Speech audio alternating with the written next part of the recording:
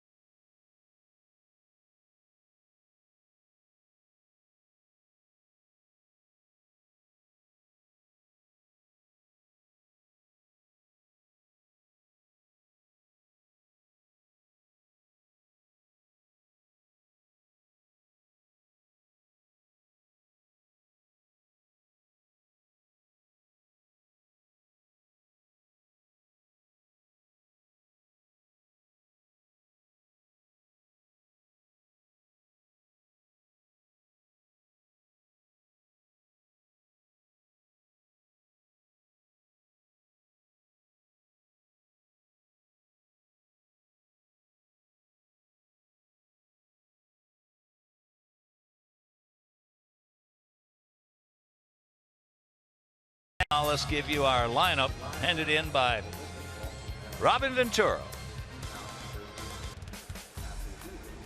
Leading it off, it's going to be Adam Eaton, Jimmy Rollins, Jose Abreu, Todd Frazier back in the lineup for the second day, Melky Cabrera, Brett Lowry, Avisail Garcia, Dinah Navarro, and Austin Jackson hitting a 9. So you see right there, 7 for his last 8 games hitting streak for Austin Jackson.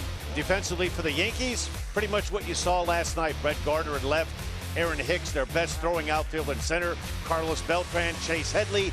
D.D. Gregorius takes over at shortstop, former Cub Starlin Castro at second, Mark Teixeira, Brian McCann, and our Lexus pursuing perfection starting pitcher, Ivan Nova. Big right-hander, 6'5", 235-pounder, making his second start of the year. Kind of lost out in spring training, battling with CC Sabathia for that 5th spot in the starting rotation. Sabathia now on the disabled list with a mild hamstring strain, but this will be Nova's second start. His last start was Monday night against the Kansas City Royals. 4 2/3, allowed 1 run, was 1 out away from getting a requirement to pick up the win. Yankees talked about this pitch count. Should be close to 100 this afternoon against the White Sox. And check out the men in blue behind the plate. Mike Muszlinski, Clint Fagan at first, crew chief Mike Winters at second, and Marty Foster over at third. So if you missed that game last night, you missed a Jim Dandy. Chris Sale had it on cruise control. And there was a lot of conversation here at the ballpark and in the media this morning about the effort of our 6'6" southpaw. Well, there's a reason he's 8-0, and there's a reason that he's the best pitcher right now in the American League, Hawk, and he just had it going on last night. I think the most impressive thing, and we talked about it during the course of the game, gave up that run early. Chase Headley ambushed him with a solo home run, but he was in complete control, complete game. 8-0 on the year for Chris Sale with an ERA under 2. Can't be much better than he's doing right now. All right, before we show you our picks to click, you at home select yours. As Adam Eaton gets set to lead it off against the 29-year-old right-hander. Adam 3 for 4 with a couple of RBIs last evening and the first pitch of the ball game. Teixeira, who's a good one, he can throw some leather at you. 1 pitch, 1 out. So with 1 out, let's check out our picks to click. Jim Angio, our director of crew, went with Austin Jackson. Dan and Steve going to go with Todd Frazier, and Jan Casson, mom of Eddie Casson, who was the director of our travel and takes care of everybody. And Jan, like you took care of Eddie, he takes care of us. He's the best. But she's 39 and holding, and happy birthday, honey. So here's Rollins. He was 1 for 5 with that 2-run homer last night.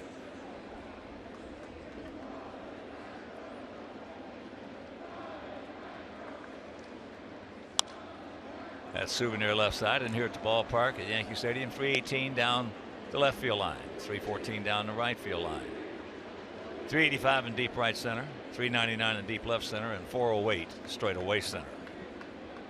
There's a good look at Luis Severino. One thing Joe Girardi is going to need this afternoon is length out of this starting pitcher. Right to the shift. Gregorius gets him, 2 down. Short night last night. The White Sox knocked out Luis Severino 2 2/3. Yankees had to go to that bullpen early. Nick Goody pitched 3 1/3. Really good innings. Chasen Shreve picked up 2 innings. So I would have to think that bullpen for the Yankees is a little short, but they do have that big 3 lurking in Betances, Andrew Miller, and Aroldis Chapman. Those 3 we need to stay away from this afternoon. Here's Abreu.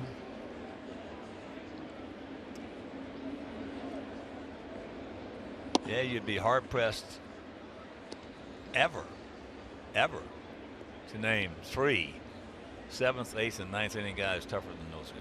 You know, the only thing that come to mind, the Nasty Boys, the Cincinnati Reds. They were good. Randy Myers, Rob Dibble, Charlton, and Norm Charlton. Yeah. But I don't think we've seen 2 lefties and a righty like Betances and the two lefties, Chapman and Andrew Miller, that bring the velocity that those two bring. I haven't seen it. Kansas City had, as that's a base hit right down the line. Abreu will make the turn, pick up his 6th two-bagger.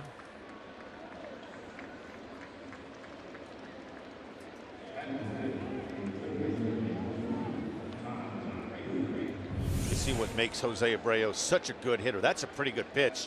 Two-seam fastball sinking down and in, gets the bat head to it and just keeps it fair. Chase Headley tries to dive, but that one's just down the line, and easy two-base hit for Jose Abreu.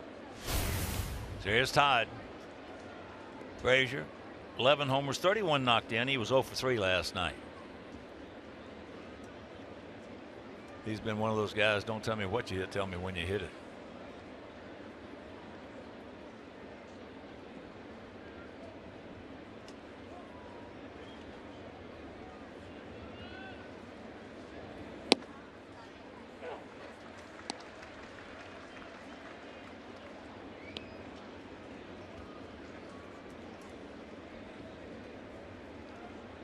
A 1-1 to count.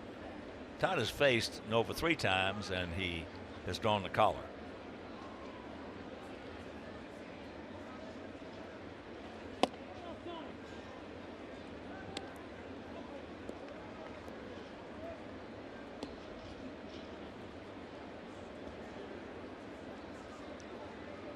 Outfield bunched just a bit for him.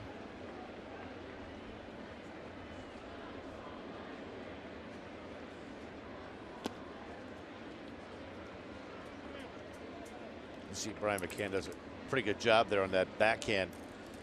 I think one of the things that has really troubled the Yankees early on in the season, we saw it last night from the young starter Luis Severino, is the Yankee pitchers really not commanding the inner half of the plate. That pitch there was intended to be a fastball in that he pulled and he cut back. It almost looked like a hard slider.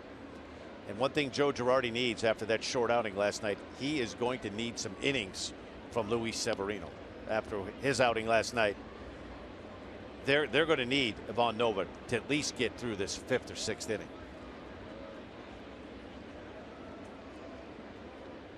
Two out in the 2-1 pitch.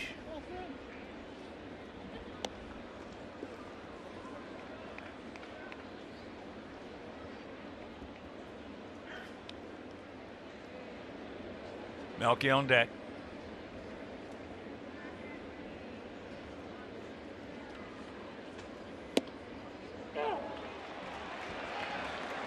That had part of the zone.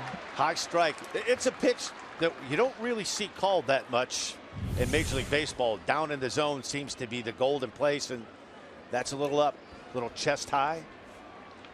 Technically, if you take a look at the Menards pitch track, gets that upper quadrant.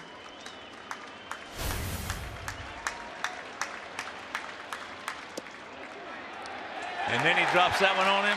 That's a tough 3-2 pitch, and it'll retire the side after half inning of play. It's our guys nothing, and their guys coming to bat.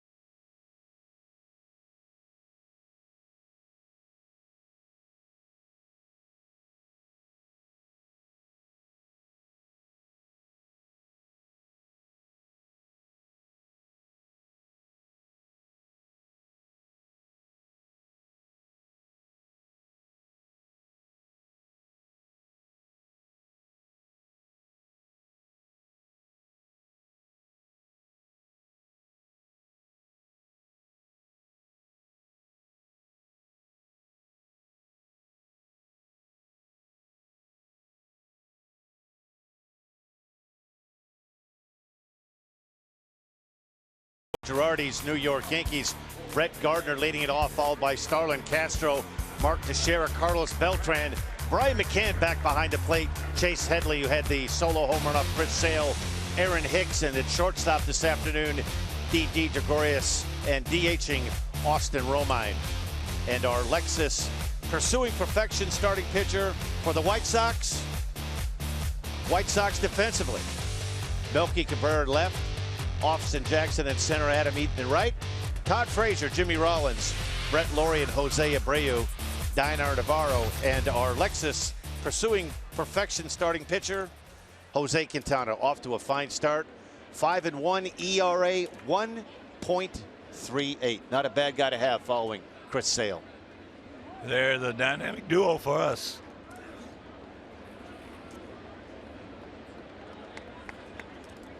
They're good.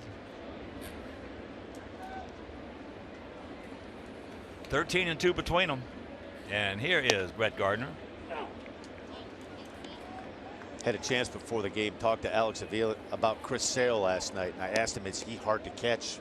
And he said, no, not really. He's around the zone. And I asked him about Jose Quintana, and he said he's one of the easiest quality pitchers there is to catch. Ball hit sharply, but Brett's got him. And I asked him, well, why is that? Because he said he commands the strike zone with this fastball, up, down, in and out. Deceptively fast, sneaky fastball. Throws his curveball and cutter for strikes at any time. He's very unpredictable, and he said the big key, Hawk, not afraid to pitch in to right-handed hitters. Here's Starlin Castro. He was 1 for 4 last night. Comes in at .298, 4 homers, 14 knocked in. Well, last night was one of those games that you don't see a whole bunch of, especially with the way managers use their bullpens today. Is that when you see, and it's noticeable, that a catcher and a pitcher are working as one, as a tandem, so to speak. Well, it was two opposites last night. You had Alex and Chris Sale that were in perfect tandem, and young Luis Severino and Austin Romine repeatedly the first really 4 or 5 hitters of the game stepping off, constantly coming out to the mound, and there's something to the pace of the game. And I've had a chance to watch Quintana a couple of starts, and the one thing I like, he pitches with an upbeat tempo, and it keeps the fielders on their toes. It keeps everybody involved. Hall of Fame catcher Gabby Hartnett was the coach that we had in Kansas City. Well, what a coaching staff we had. We had Gabby Hartnett, we had Jimmy Dykes, we had Luke Appling on the same coaching staff. And Gabby, we were, after playing golf one day, sitting around after the round, and I asked him, I said, Gabby, what's the first responsibility of a catcher? He said the first responsibility of a catcher is to get his pitcher in a rhythm and keep him there. Find it and get him in it and keep him there. He gone. That's the pitch right there. And that is what has made the difference in Quintana going to that next level, in my opinion. A lefty that's not afraid to cut the ball in right here to Starlin Castro. Kind of what Alex Avila was telling me before the game. You set the glove, and for the most part, he's going to find that glove with quality stuff. Not afraid to feed up the strike zone. Here's Teixeira. Yeah, but Gabby said, I don't care if you take a foul tip off the shoulder. I don't care if you take a foul tip off the foot. I don't care if you take a foul tip off the cup. He said, you get him that ball back if he's in a rhythm, and you keep him there. And he said the second responsibility is if you can make his second best pitch an out pitch, then you're probably going to have a real good outing from that guy. Secondary pitches. There he got a mistake, hits it into left field, but we got a man there. That's a 1-2-3 inning for Quintana.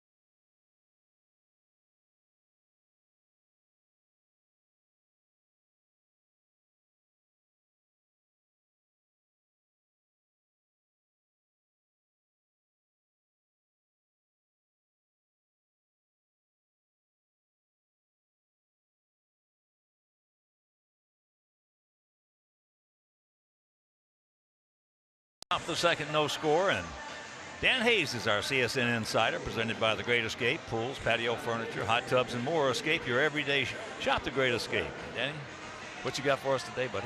Carlos Rodon. I got an interesting chat with him yesterday in the clubhouse, and he basically thinks he's been a little too cute, a little too fine. He's tried to be kind of a command guy, and he said, I've never been a super command guy, and he thinks that's what kind of has gotten part of his struggles here. He's attributing it to that, and he says he's going to change that. He wants to go back, and we saw it a little bit late in that start in Texas the other night.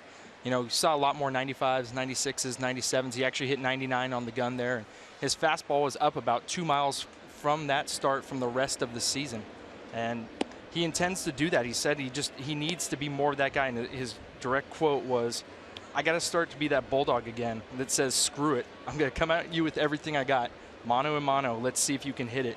And he said, and most of the time they don't. There's a shot by Melky, so a good way to start the second. Well, Dan Plesac was talking about last night how Chris Sale has finally learned how to get out there, and he keeps the 6 inches to a foot in his back pocket. Now, Carlos is not at that point yet. And that's what Don Cooper was talking about. Yeah. He's just not there in his process, and he wants him to trust his stuff. He said he needs to go out there and be competitive early on, because otherwise he's going to get knocked out the way he has a few times this season. Here's Brett Laurie. Brett 1 for 5 last night, 3 for 11 with a homer against Ivan Nova. Well, when you've got Chris Sale and you've got Jose Quintana and you've got the ability of Carlos Rodon, Danny Plesac, that's not bad. Well, it is. You know what? And it gives Carlos something to watch. Now, it's hard to duplicate and to beat Chris Sale because he's so far along in the process. It's easier said than done. But I think what Carlos is trying to do is to try to get himself to establish himself that he's a power pitcher and establish his fastball early in the game, Hawk, that his secondary pitch is primarily the slider, which made him the best college pitcher at NC State, improved changeup last year, establish the fastball, and that will make the slider, the changeup, that much better. We've seen it, the numbers. There's 20% fewer swings at his slider this season than there was last year. And you're absolutely right. He said that. He said he's just got to he knows he's learning, and this has given him some perspective. He said he's still young, and he knows that someday he can have that in his back pocket. That's deep into center field. And that's out number 1. Well, I haven't heard one thing mentioned that I hope he hadn't forgotten, and that's that changeup. And he uses that, and he knows it's important with it. I think he just wants that fastball to be competitive again. He feels like, it's worked before, it needs to work again. He's trying to put that whole, he said there's a happy medium there, and he knows he needs to put it all together. But he's 30 starts in, and I think Don Cooper is just trying to work with him on that part first, just to get him to not be give up the 3-run homer, tie the game. He blew 2 leads. He said, my teammates are competing for me. Why can't I fight for them? Here's Avi, and this should be. Can't get him because couldn't get it out of the glove at second base. But they get Melky, so 2 down. Well, the thing about it is that you couldn't be, if you're Carlos Rodon, working with a better pitching coach than Don Cooper. There may be some as good, but there's nobody better, and it helps Coop too to help the Chris Sale go through the process, to have helped the Jose Quintanas go through the process. Now he's got another one that he's making it a little easier on Coop to get him through this process. As here's the honor, but how was his? He looked like a different guy the last few innings that he was out there down in Texas. How was his demeanor? Oh, man, I was surprised. I wasn't there in Texas, so yesterday was the first time I'd seen him in a few days, and you wouldn't have known that's a guy that gave up 12 hits and 6 runs. He's very confident. I mean, he's always been that guy, but I think rediscovering that was important because there's been times he gave up an opposite field home run in Oakland early on, gave up an opposite field home run in Baltimore to Nolan Reimold. And you could tell he was a little surprised that he gave those up, and those were both 92-mile-an-hour fastballs, trying to locate away, and guys went, he doesn't want those. He was a little surprised by those moments. He does not want to run into those again. Well, in Baltimore, that home run by Reimold was just an absolute, just a high fly ball, as that's into center field, short center field. And that'll retire the side. So Dan Hayes, thanks, buddy. Thanks for stopping by. Dan Hayes, you can follow White Sox Insider Danny all season long on csnchicago.com, presented by The Great Escape.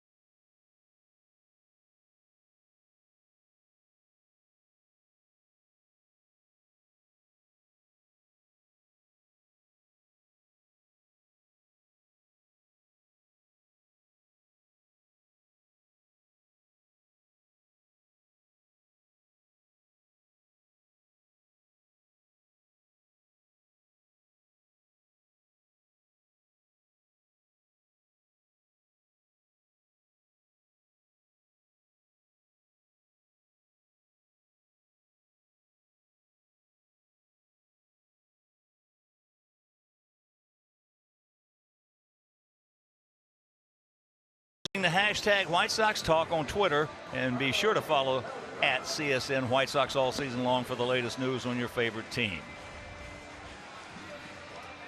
No score, bottom of the second inning. Beltran, McCann, and Headley. In the open, we touched on one of the keys to containing this Yankee team is turning these switch hitters around. And no more important than Mark Teixeira, who flew out the end of first, and then you have Beltran leading off this second inning here. Good matchup for Quintana. Well, the Yankees have always had success when they've had good, strong left-handed hitting, especially in the old ballpark. And then they come over here and everybody says, well, what's going to change? Well, actually, it was more enhanced because of the fact it was a jet stream going out that way for the first few years of this beautiful new stadium.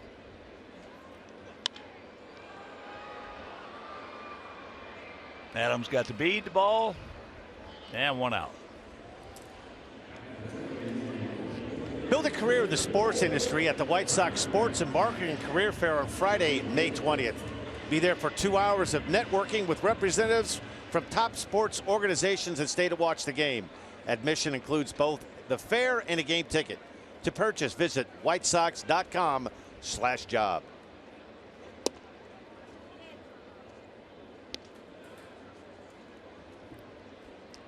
Brian McCann last year hit 26 homers and drove in 94. I'm a big fan of this guy. I'm a big fan of the 1-0 breaking ball for a strike right there. That's pitching from Quintana. You're wondering why this guy's turned himself into a 200-inning plus starter. Not just a one-pitch pitcher. That he's been around long enough now. He throws the 1-0 breaking ball to get the count back to 1-1, and this is a good hitter in Brian McCann. He's dangerous. I'll never forget that innocent where he wouldn't let the guy cross home plate. That was one of the best I have ever seen. That's the only time I've ever. Carlos Gomez of the Brewers then. Yeah. He wouldn't let that guy Got cross halfway, the plate. Right. About 10 feet in front of home plate on the third base line and said, "You're not running through here." In all the little league games I played, Pony League, high school, minor league, major league, and I've never seen that happen.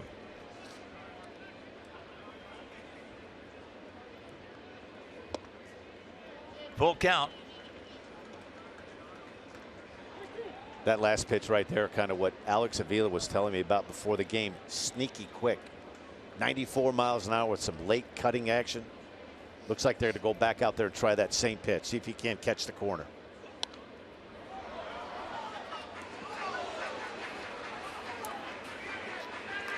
Well, make no mistake about it. Since he has joined us, he has filled out quite a bit. He's a big man now. They got him listed at 6'1", 220. He's bigger than I am. He's at least 6'2", 220.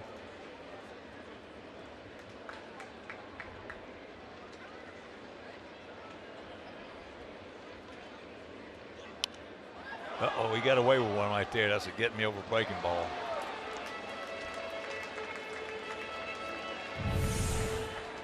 See this breaking ball right here, 3-2, trying to throw it for a strike. Little outer third, maybe a little bit up more than he would want it. They're going to go back to the fastball down and away right here. And he gets the ground ball. 2 down. Well, this is like watching the Chris Sale movie all over again. It's really fun to watch two pitchers back to back that command the strike zone. Opposite of what we've seen so far last night out of Luis Severino and Ivan Nova, a little erratic in the strike zone. Sale and Quintana, these are two very polished pitchers that aren't just one pitch pitchers. They're fun to watch. Well, fortunately,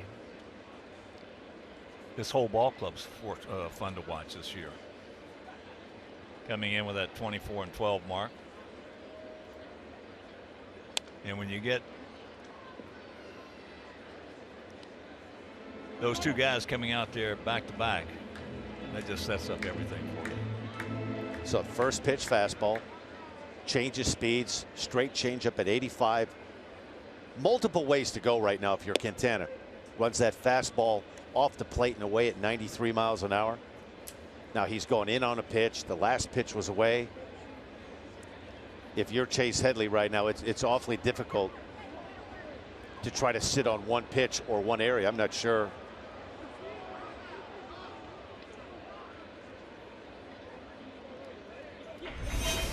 How about these last 4 starts?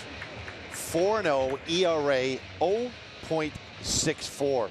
I think the most impressive in 28 innings, 18 hits allowed. That's Chris Sale-like. Yeah, it is.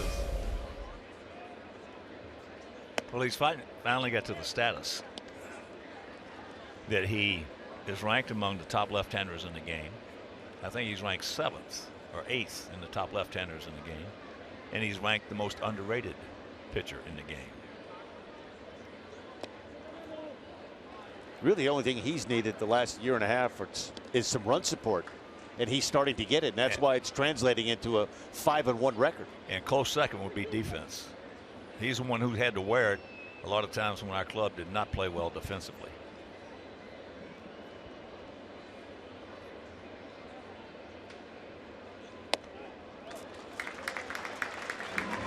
So he walks him after getting ahead.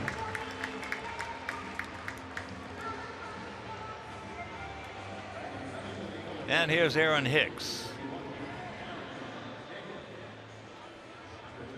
4th switch hitter in this lineup.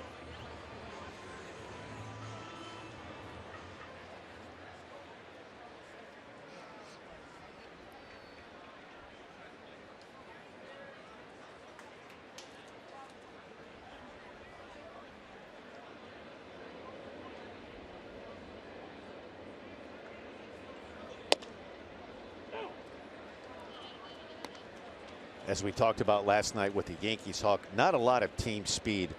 Other than Brett Gardner and Didi Gregorius, who's on deck, Chase Headley not much of a threat over at first base. At best, the Yankees might have tried to do some hit and running, but they're pretty much a station-to-station ball club. That ball hit hard into right field. He got a good jump and can't get there. And that walk's going to come around and score. Headley read that one perfectly. He was running all the way. Well, going on contact with 2 outs right here, a fastball that Aaron hits his low line drive just over the outstretched arm of Adam Eaton. Takes a big carom. A good job here by Austin Jackson to get this back in to Brett Lawrie. But with two outs going on contact, really not a chance to get Chase Headley, who slides in head first. Well, where he really read it right was when he saw that he was going to have a little trouble recovering the ball. Now he doesn't even need a coach from there. And it made it close at the home plate.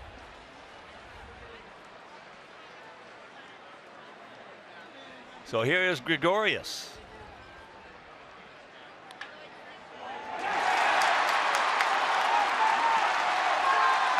And it's 2-0.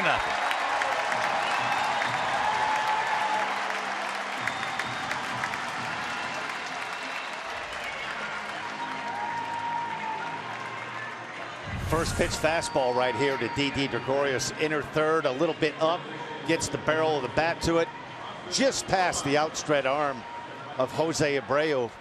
And this is one of those innings, if you're Don Cooper and Robin Ventura, you kind of kick yourself. You get an 0-2 count on Chase Headley with 2 outs. You lose him on a walk and a double and a single, and just like that, it's 2-0 Yankees. Here's Romine.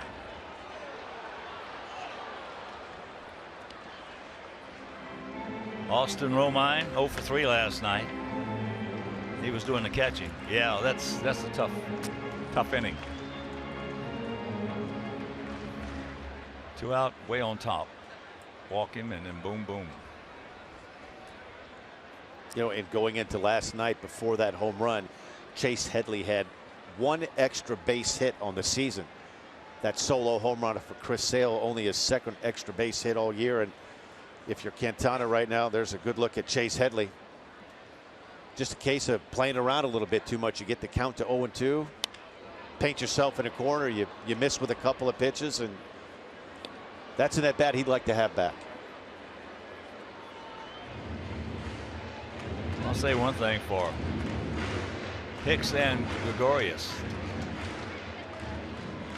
They're on the right approach to trying to beat a Quintana or trying to beat a Sale, beat them to the opposite field, beat them arm side.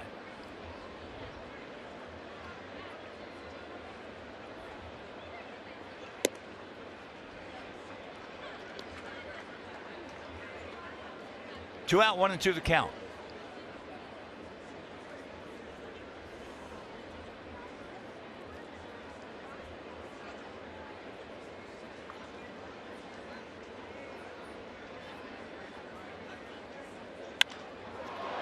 That ball hit hard in the right center field. He can't get that one. That is a ground rule double. So let's catch a break right there. Gregorius has to go back to third. But again, the right-handed hitter going the opposite way. Another 2-strike fastball up in the zone right here to Austin Romine. This is almost one of those tomahawk specials. About armpit high, he just goes up and gets this one and drives it. Fortunately for the White Sox, one hops over the wall, 2nd and 3rd in a meeting here with Don Cooper. The problem for Quintana has not been getting ahead. He was ahead of Chase Headley 0-2 and walked Chase Headley.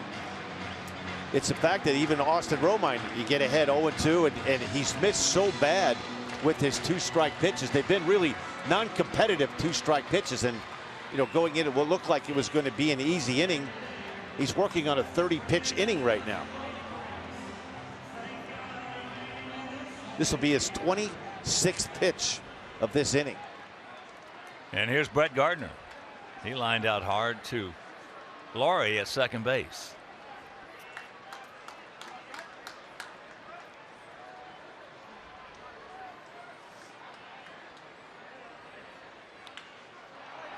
Out and around that one. But they come up with a pair. We'll go to the third, trailing 2-0.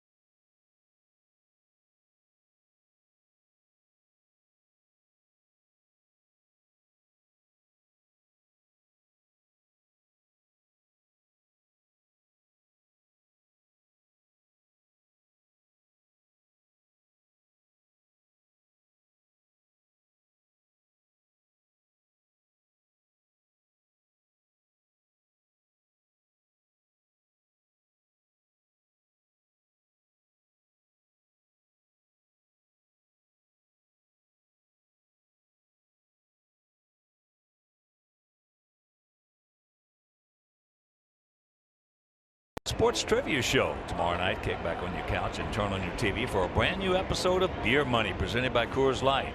Watch contestants try to answer CSN's questions and walk away with cash. Beer Money starting at 7 on CSN.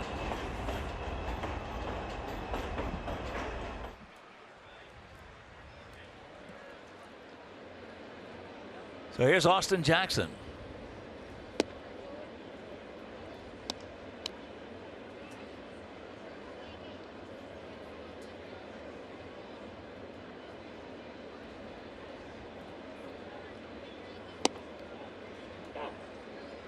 We talked about last night with Chris Sale. He did such a good job of those shutdown innings.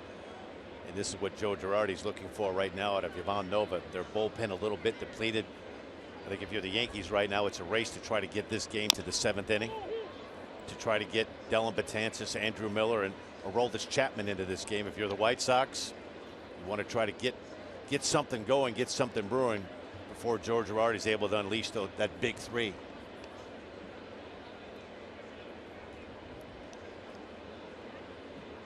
Austin was 0 for 1 last evening, but he walked 3 times. He's had good luck against Nova. 14 at bats, 8 hits.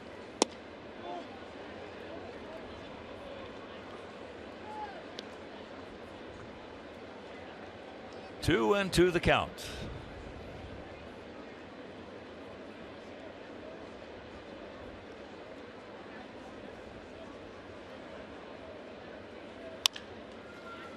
Gregorius, he can play.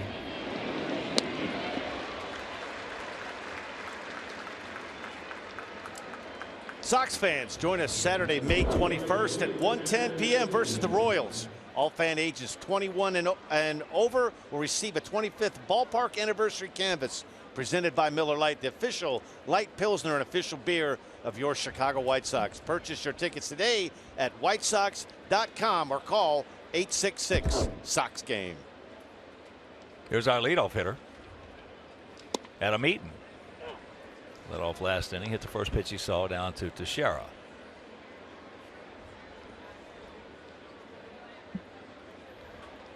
Big gap out there in right center. You know, one time, Hawk, you go back in 2011, Ivan Nova won 16 games for the Yankees. Well, he was tough. Very much a part of where they thought the starting rotation was going, and they followed that up in 2012 with a 12-8 year. And like a lot of guys, Tommy John surgery in April of 2014.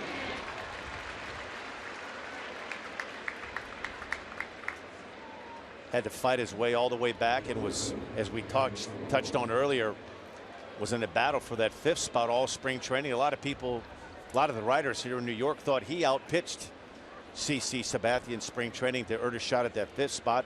Started the year in the bullpen. His first start was this past Monday against the Royals, and start 2 this afternoon here against the White Sox. Here's Rollins. He also grounded out to Didi, who was on that shift as he is right now on the first base side of second.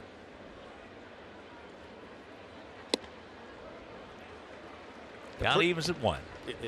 Sorry, Hawk. Pretty good movement as we saw. There was a pitch in that sequence, the last at bat to Austin Jackson, a 1-2 pitch that was called a ball. You hear that pitching term, you hear it from pitching coaches, late life. He has that good sink down in the strike zone so far. That's the thing that eats hitters up. Late movement.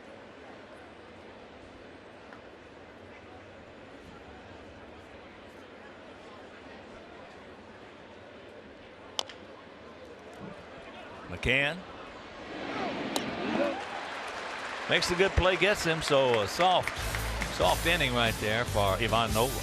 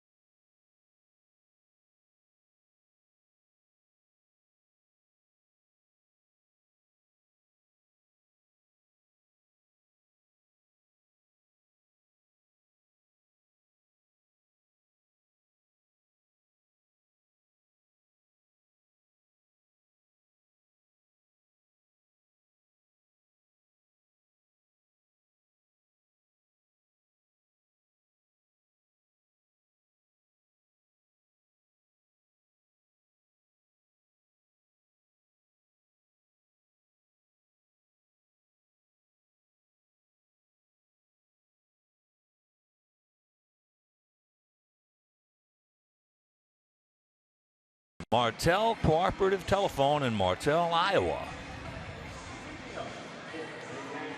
Just a reminder, as you enjoy a cold one, look forward to Miller Time later in the game, brought to you by Miller Lite.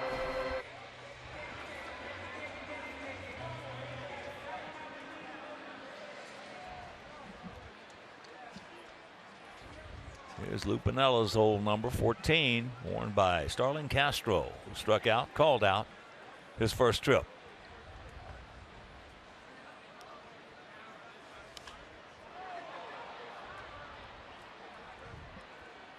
One pitch and one out. Boy, right now Quintana could use a quick inning.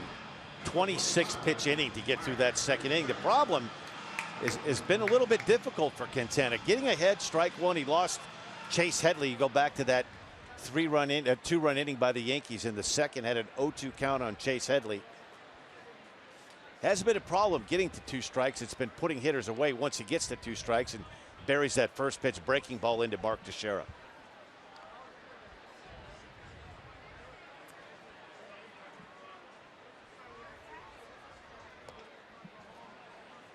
I've always thought from the right side, Hawk, Mark Teixeira, he stands far away from the plate, but I really think he wants the ball middle in. I think he's much more of a pull hitter from the right side. That pitch right there, if you could get that ball far in enough like Quintana did there, there's nothing he can do with that ball but pull that ball foul. Well, because he's so top-handed dominated right-handed. He's got tremendous top-hand right hand. So as you mentioned, if you get the ball middle out of him a little bit, he can Tommy hawk it and hit it a long way, and he gone. That's pitching right there. You speed up the bat. You often hear the pitching coaches talk about speed him up to slow him down. That fastball in sets up this great fastball. Outer third on the corner, Mark Teixeira. Nothing you could do with that. As former umpire Durwood Merrill would say, that was a Hall of Fame pitch, Daniel. I miss Durwood. Oh, I do too. You'd say, Durwood, Hall of Fame pitch. That's right, I wrote the book on it. It's going to be a nice quick inning for Quintana. And we'll go to the 4th. We need 2 to tie.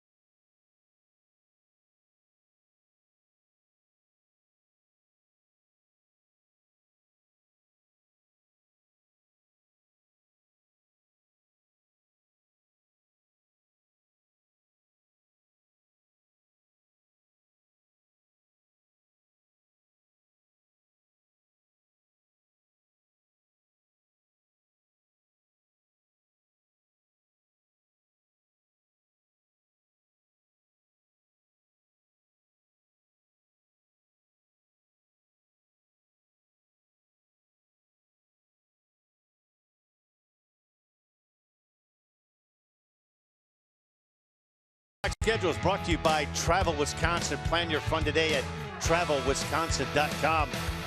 Be back here with us tomorrow. We'll be on WGN. High noon, you and Hawk. Hawk, me and you tomorrow finish this 3-game series off. You got it right. As here's Abreu. A double right down the line with 2 out in the first inning. 2-0 Yankees. 2 runs with 2 out. Nobody on. 0-2 the count. in the second inning.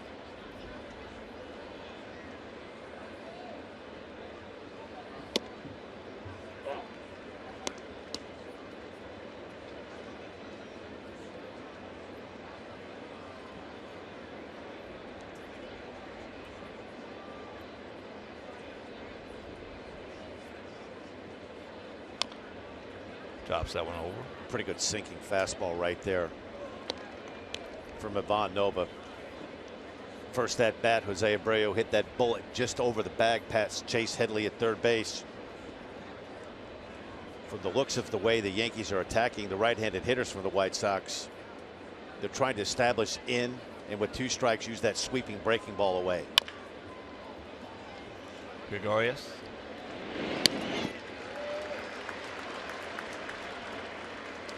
Sox fans, our pregame patio parties are the best deal at the ballpark.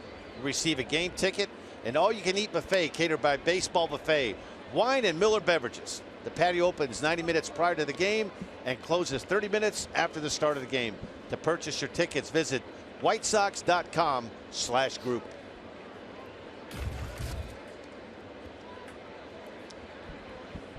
Here's Todd. Yeah, tough at bat is. That ball hit hard, deep, way back. Gardner looks up. You can put it on the board. Yes. Yes. Number 12 for Todd. And it's a 2-1 ball game. Boy, you touched on it. That first at bat, Nova threw the 3-2 breaking ball. Caught Todd Frazier looking, but not this time. We're going to take a look at it on our forward home run replay. Tries to sneak a first pitch fastball by the Todd father, and he has none of that. And just like that, the White Sox cut this lead in half. 2-1 Yankees lead over the White Sox. And here's Melky. He singles sharply into left field, leading off the second inning.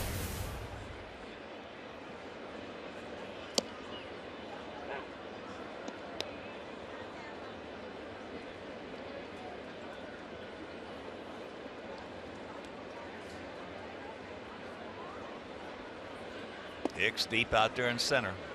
A lot of room between Hicks and Gardner in left. Not a bad crowd on hand. They're averaging 38,362.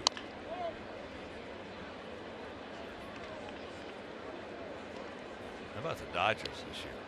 Before the first pitch, they threw the first pitch in the first game of the season.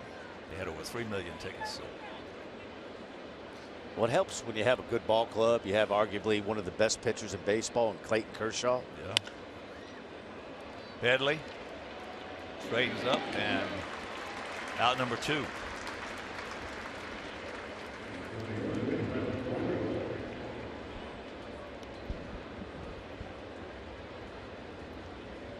So here's Brett.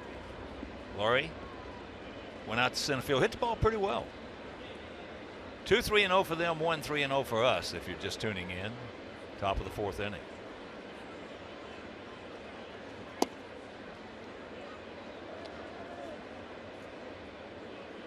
That 3-2 curveball he's threw to Frazier, one of the few he's gotten over.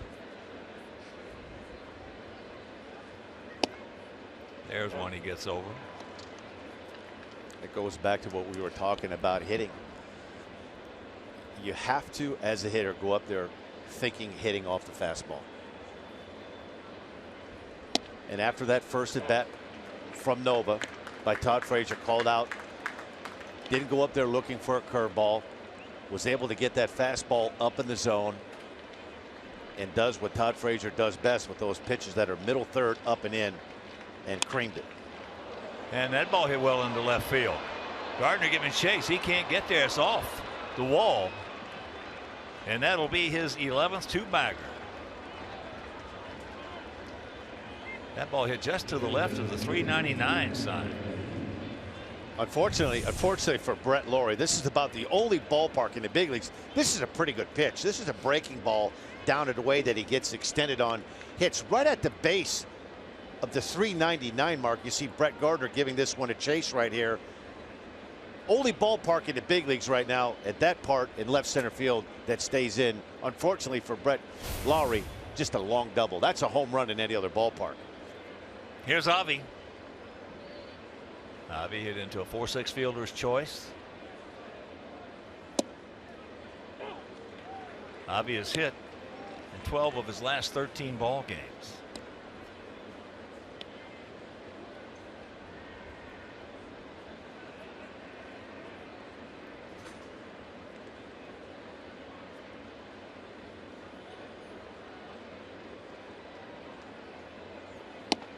Of course, with that home run by Todd, Alex Nelius with another generous donation to White Sox charities in loving memory of Ursula.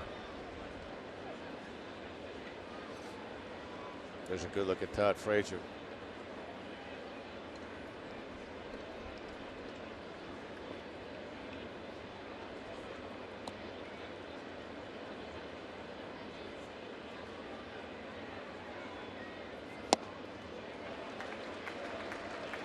One and two.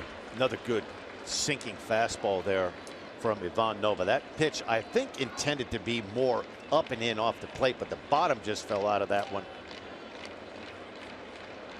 If he could back-to-back duplicate that type of pitch, it'd be awfully tough for Avasale to do anything with it. That was a nasty, late-moving, late-life sinking fastball. Gap in left center.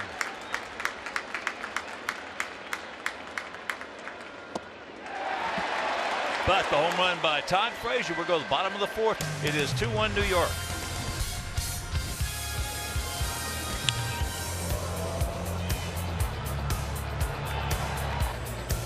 You can't hit.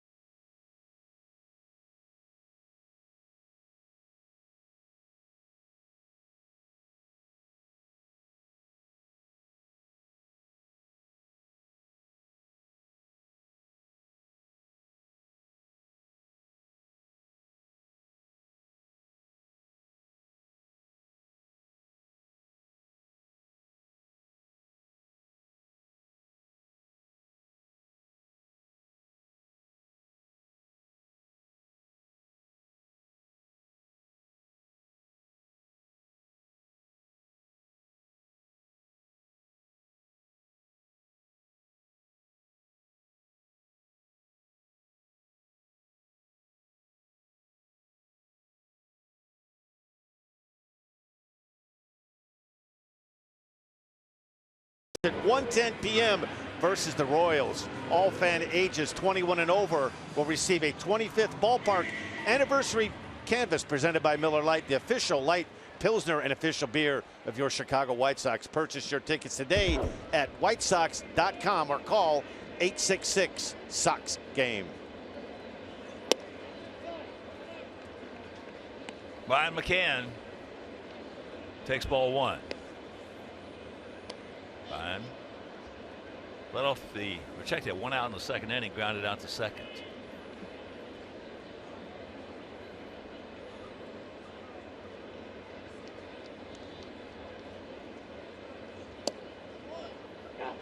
Curveball strike.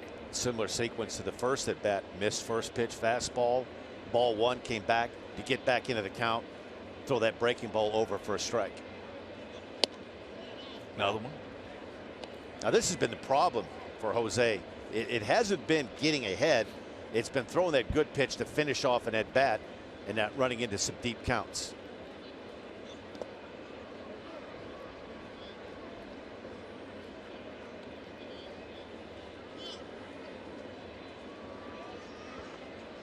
You know, there are a lot of different theories, Hawk. But one thing I'm a firm believer: 1-1, 2-2 pitches. I consider those action pitches. I want McCann swinging the bat right here. You don't want to fall behind 2-1. You don't want to get the count back to 3-2. Make Brian McCann put this ball in play. Make him swing.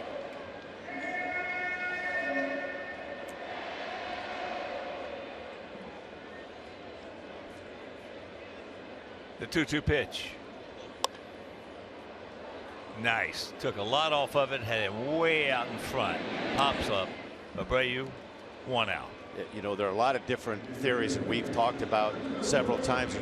We'll take another look at this off-speed breaking ball he has. Brian McCann way out in front of that foot here. You can see it, that front foot, all body moving towards it, and all he's doing is swinging arms. And Hawk, you and I have talked about what's the best pitch in baseball. There are a lot of different theories. But I think if you could simplify it as a pitcher and try to tell yourself when you go out there that you want to throw one of the first 2 pitches for strikes. You want to pay close attention to 1-1 and 2-2, and try not to throw a good hitter the same pitch 3 times in a row. Ooh. If you could do that, and it's really not that hard to do. If you go back and look at Chris Sale last night, you're going to throw first pitch fastball and miss. If you want to throw a breaking ball, then you have to throw that breaking ball for a strike if you want to get the count back to 1-1. There are a lot of hitters you don't even throw the same pitch to twice.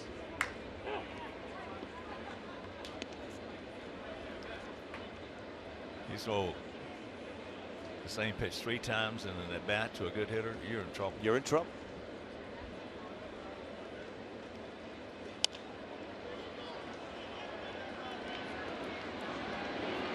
That's got him. Yankees had a long time ago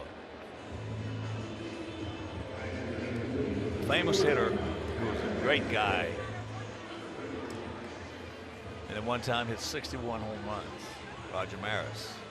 And that was when you going over the meetings before the games, that was one of the things you said about him.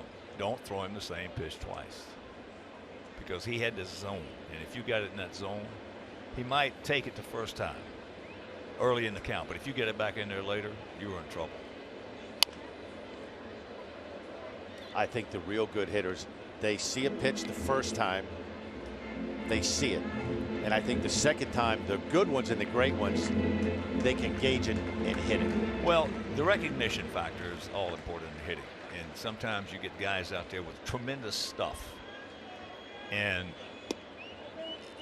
it doesn't bother you because you see it right out of their hand. I mean, you see it right out of their hand. Other times you get guys out there with much lesser stuff, and you can't see it because you don't pick it up out of their hand as well. So if you recognize it very quickly, then if he gets it in your zone, chances are you're really going to hit it hard. Jimmy got it right over the top, gun it over there, and he does. He gets the inning in a 1-2-3 fashion. That's 7 in a row retired by Quintana, but we trail it 2-1.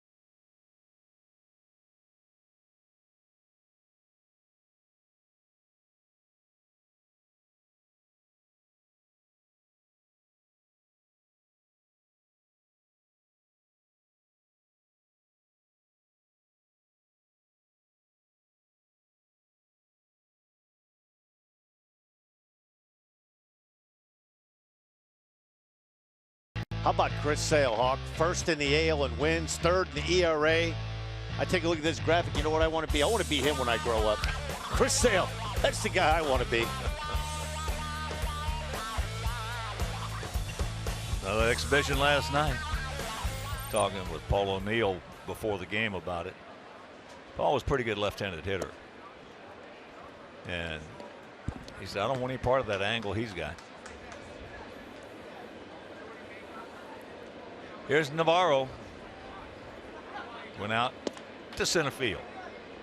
You know, getting back to Chris Sale last night, we talked about it early on in the game, and you talked about the real good ones having a couple extra inches, having a little bit in reserve. And we saw that in the 7th and 8th inning when he needed it. The 95, 96, it was there in that left arm.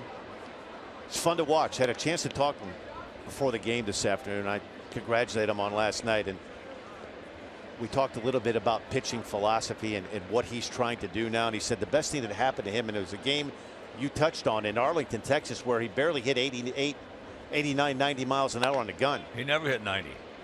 And so that one game made him realize that it doesn't have to be 95 to 97 to pitch maximum effort. And he's learned how to pitch. He is, I said it last night, and I'm going to say it for the last time. In my opinion, he's the most improved pitcher in baseball from 2014 to this point where he is right now, 2016. A pitcher, no longer a thrower. Well, you're not going to get anybody around here to argue with you on that or debate it with you because of the fact it is what it is. But yeah, in that one game down in Arlington, that was one of the better hitting ball clubs in all of baseball. And I'm not just talking about fastball hitting clubs. I'm talking about hitting clubs. They were dangerous. Never hit 90 and absolutely had just, we were sitting there just marveling at what he was doing. Gregorius.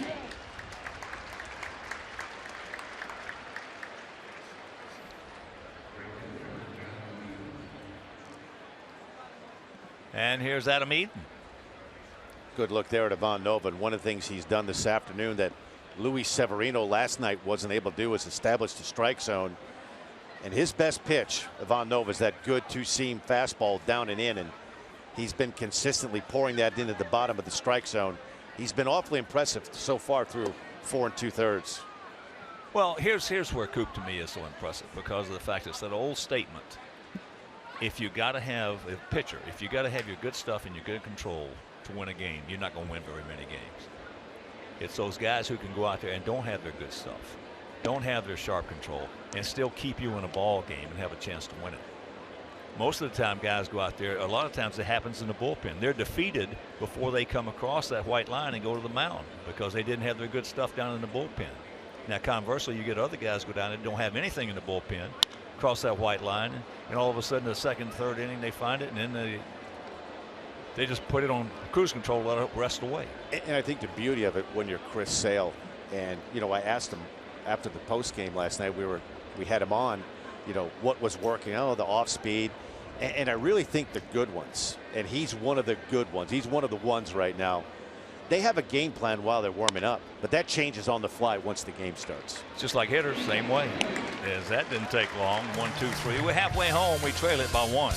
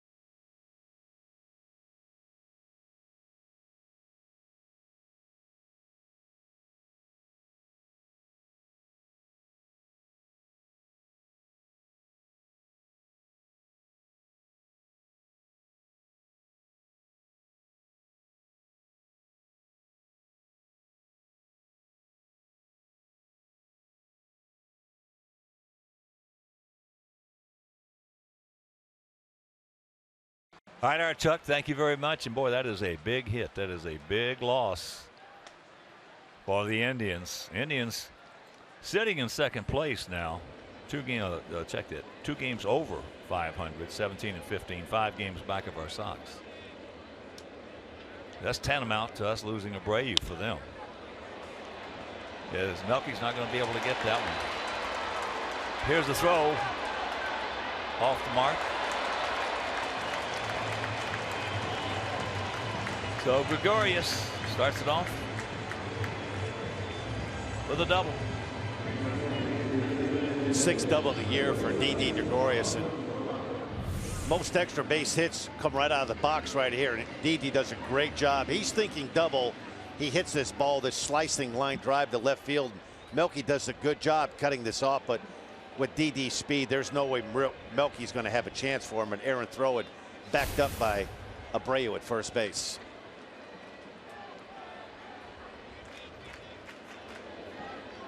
And now Romine has got a job to do.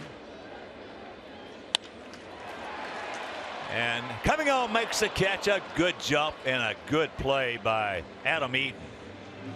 It's the outfield defense we've been talking about. Your opinion, the most improved version of this 2016 White Sox team, the outfield defense. This is a bullet from Austin Romine. Adam Eaton had this one in his back pocket the whole way. He made that play look awfully easy.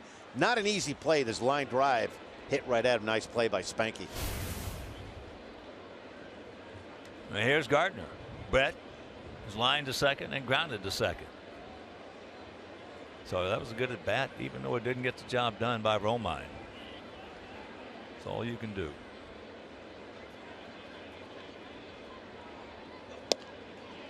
And you'll notice all the damage has been with those right-handed hitters going to the opposite field, going arm side to Quintana. Except for the double by Gregorius.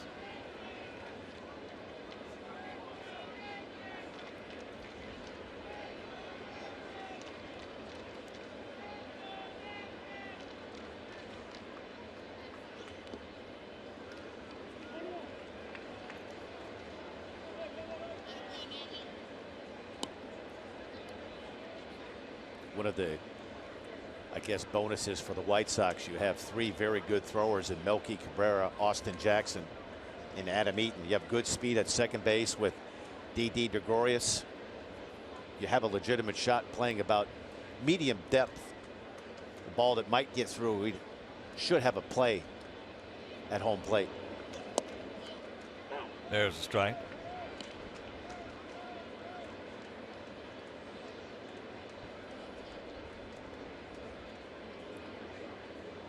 Quintana right now, pretty much middle fastball there.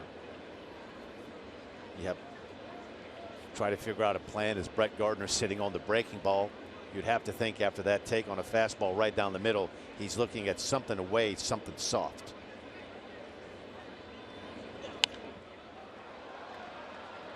Beat on a fastball. Well, that should tell you right there that he's looking off speed for the breaker. He was a little bit tardy on that one.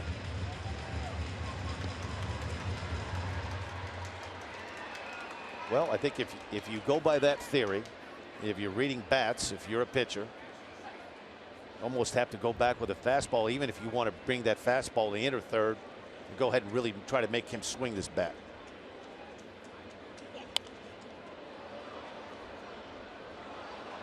Doubled up and beat him again with a fastball. Well, that's why catching today is at a premium. It is the most sought after position of all the position players in the game, is good catching. And the funny thing about it is, one of the reasons that in years past, you had a ton of pitchers who didn't look at the catcher. They looked at the hitter. They watched the reaction of the hitter. That's out of play. They didn't look at the glove because their hitter was going to tell them what they were looking, what the way we're looking to do to them. Last 3 sequence of pitches: fastball, fastball, fastball, all 92 to 94 miles an hour. Gardner has yet to make an adjustment. All 3 of those fastballs late, hitting him over the third base dugout. Be awfully careful. You go breaking ball here, have to bury this and almost bounce this on the ground. And he did, and he got him. 2 down. Boy, this is what 3 consecutive fastballs. You speed a guy up, you make him aware of the fastball, and this is the result you get. That off speed, off the front foot. Brett Gardner trying to protect for the fastball, just completely fooled. But that's what that 94 will do. Especially, you can't be afraid to double, and in that case, triple up on the fastball. Well, you hit on it earlier in the sequence. He didn't make any adjustments. And a lot of times you might have a game plan coming in on a guy, and all of a sudden you might have a guy who's having a pretty good day, and you might have a catcher back there who's thinking, well, you better make some adjustments. If you don't, you're going to go 0 for 4. You know, a lot of different theories. You take a look at Brett Gardner right there with his eye black on. I still think the best pitch, lefty on lefty, is a down and away fastball, because there are very few left-handed hitters. One that comes to mind, Jim Thome, lefty on lefty, that would take that pitch down and away and had legitimate power to take you out opposite field. But if you could take a good hitter and turn a good hitter into a slap hitter to hit the ball the other way, you've won half of the war as a pitcher. Here you go. Castro strikes out, so that leadoff double goes for naught. And we're still trailing by 1.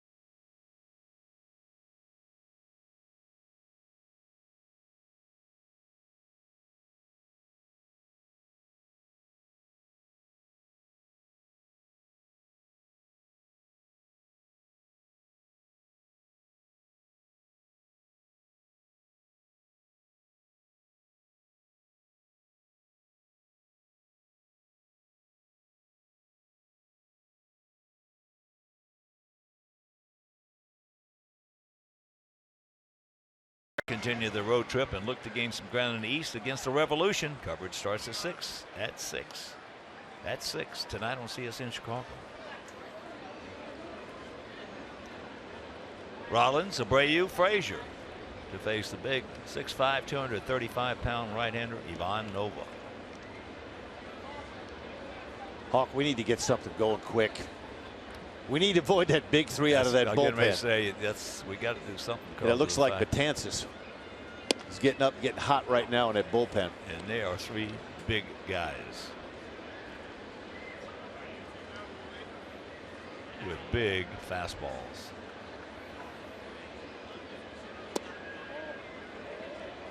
You would have to think, since they were able last night, the Yankees, to stay away from all 3, that'd be Betances, Andrew Miller, and Aroldis Chapman, that if they bring Betances into this, more than likely for more than just 3 outs. And I think that's the beauty when you have a guy like Betances. If you're Joe Girardi, you could leave him out there for 2 innings. Just have to be really careful. There he is. There aren't many better than this guy you're taking a look at right here from the right side. Maybe Wade Davis of the Kansas City Royals, but he has turned himself into a beast in the bullpen.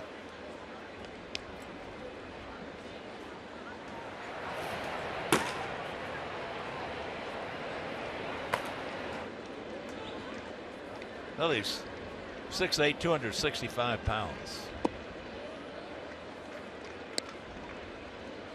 The amazing part of it is, like we've seen with Wade Davis, we've seen with a lot of guys that have taken to the bullpen, a failed starting pitcher in the minor leagues.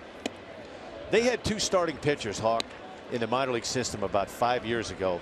Dellin Betances and a lefty named Manny Banuelos that were untouchable. Neither one of them have panned out.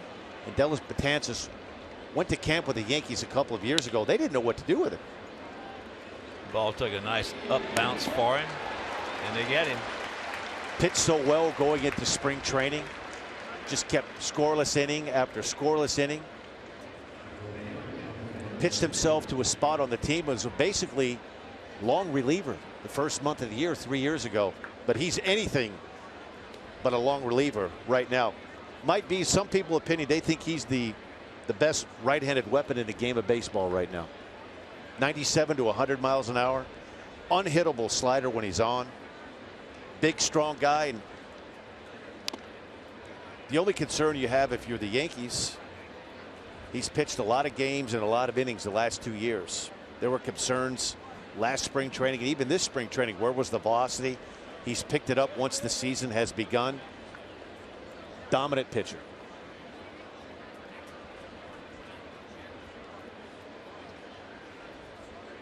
0-1 to count. Well, he struck out in the last 2 years by far more than any other reliever. He has 266. Aroldis Chapman has 222.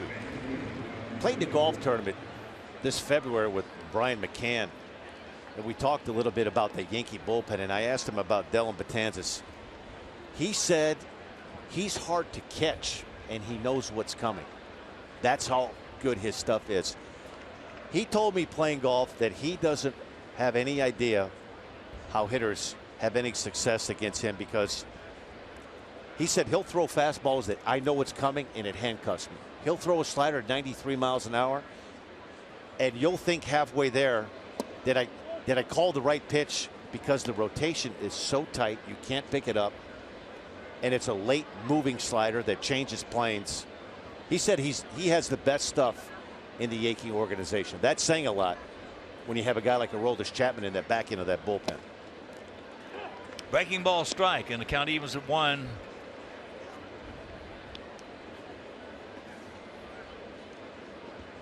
To Frazier, who's 1 for 2.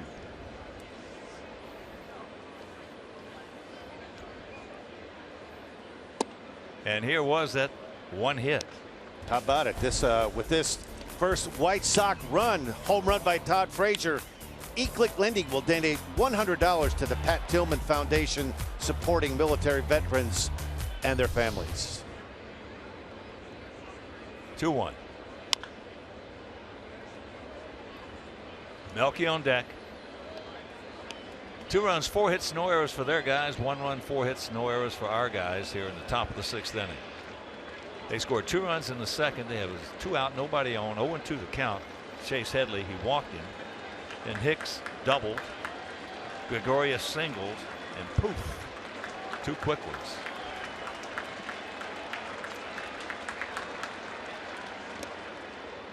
And a full count.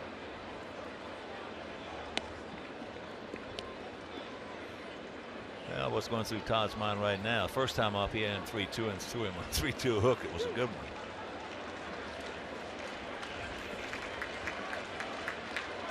But as Danny was talking about, hitters have to hit off the fastball and then make the adjustments. There's the breaking ball, and that's ball 4. That is a good at bat from Todd Frazier. You touched on it, first at bat, the 3-2 curveball. I don't want to say fooled him. Girardi's out. No, it just froze him. Well, so Girardi has gotten 5 2/3 out of the big.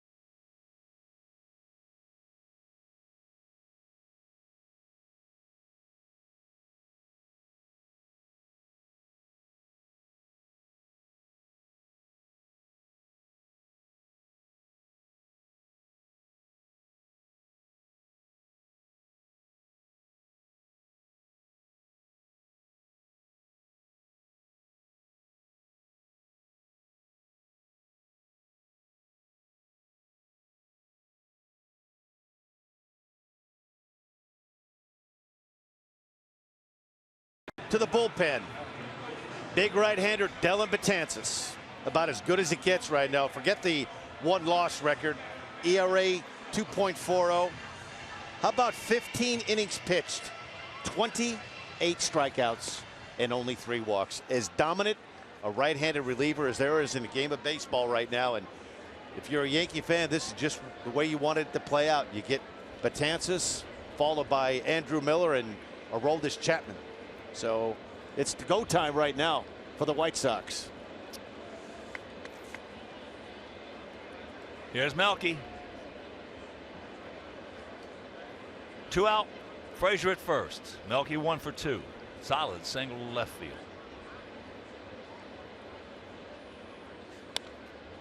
Looking for it, got it, and just, I mean, he may put a good pass on it. Now, the one bugaboo with Betances, if you get a chance to watch him, he can be a little erratic at times with his fastball. He reminds me, remember Carlos Marmol, the right-handed closer for the Cubs, had better command of the slider, the off-speed, than he did the fastball. I think at times he throws so hard with so much movement that he's a tendency to have difficulty commanding, and that's his best pitch, that hard slider right there at 83 miles an hour.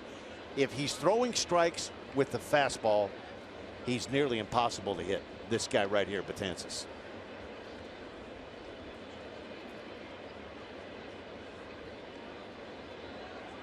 Gap out there, a big gap out there in left center.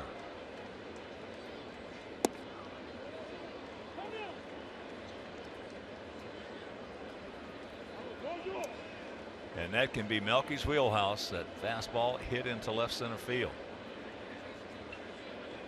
This might be a well, that's something for a catcher, for Brian McCann, to tell you that. But even though he knows what's coming, he still gets handcuffed. Handcuffed. That's when you have good stuff. That's when you're not kidding.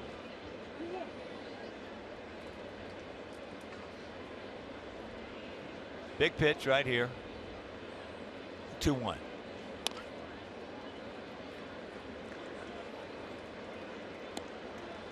First pitch fastball to Melky, fouled back. It was 96 miles an hour, followed by 3 consecutive hard sliders in a row. It'd be interesting to see what he decides to do right here.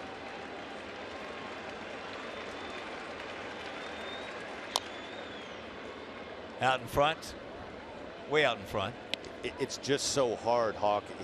This slider that he throws, it's almost a right-handed version of what Steve Carlton was from the left side. The rotation is so tight. To a left-handed hitter, you have to guard and gear up for that 97 to 100 miles an hour. And what happens, you make yourself vulnerable for that hard off-speed pitch that down in the zone. And it's a full count. Well, I hit against Carlton, so I'm familiar. Of course, he didn't have that disappearing slider at that time. He was just more or less fastball, curveball. I mean, it's hard to do right now if you're Melky Cabrera. But he has a difficult time locating fastball. And if you can have the guts to do it, to try to hit the breaking ball right here, I'd be surprised. That's fouled out of play.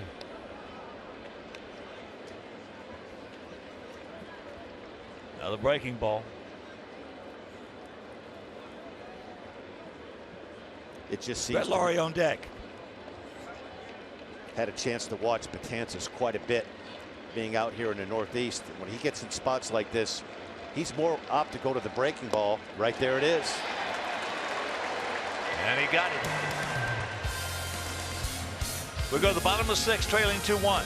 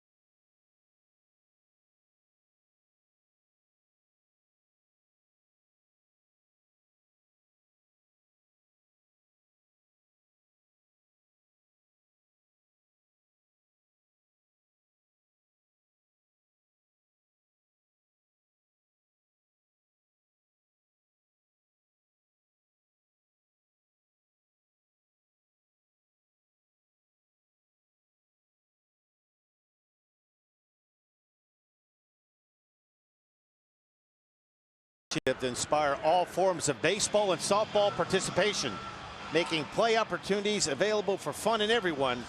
Learn more. Go to playball.org. Home half of the 6th inning. Teixeira will lead it off against Quintana. Yanks that one foul.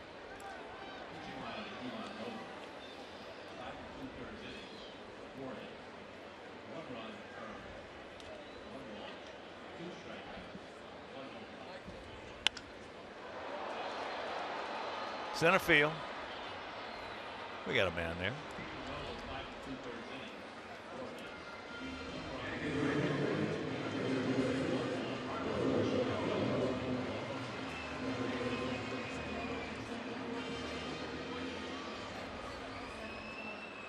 Here's Beltran.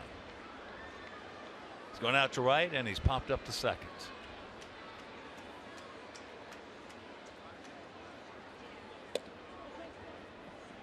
David Ortiz against Houston hit his career 513th. Puts him in 22nd place alone. He just broke the tie with Ernie Banks and Eddie Matthews. We talked about it earlier. Edgar Martinez, is he a Hall of Famer? Big Papi David Ortiz, primarily DH. Hall of Famer when he's done? Yes. And as I mentioned earlier too, if you talk about Edgar Martinez being a Hall of Famer, you still have to mention Harold Baines. Almost 400 home runs, a lot more home runs than Edgar, more RBIs. And at one time, Harold was a heck of an outfielder.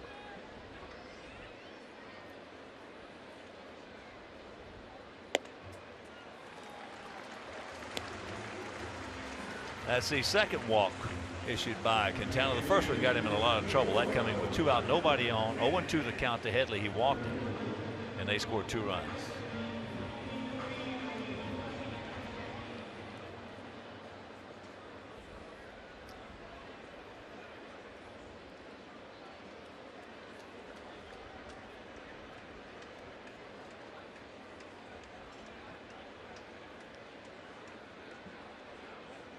So here's McCann. Brian takes first pitch strike. 2 previous at bats. That's the first pitch. You saw the reaction for Brian McCann ducking out. It's the first pitch that Jose's run on the inside. Everything has been away. Fastballs away, hard sliders, soft cutters away.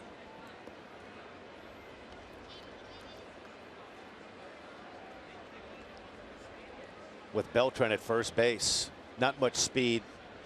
You're going to see a small lead.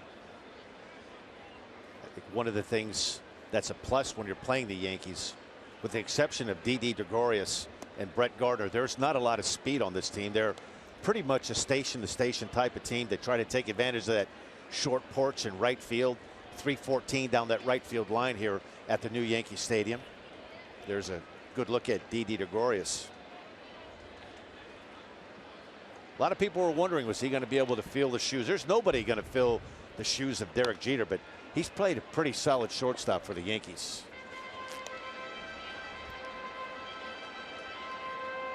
Hit much better the second half of the season last year for the Bombers.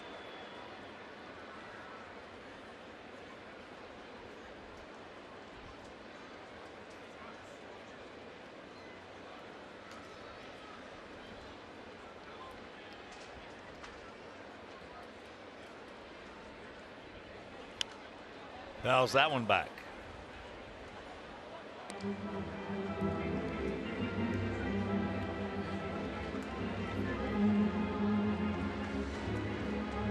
Last at bat,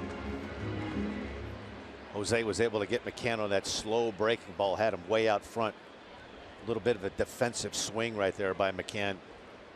Wouldn't be surprised right here if we see that slow breaking ball again, outer third, try to get this ball down in the zone.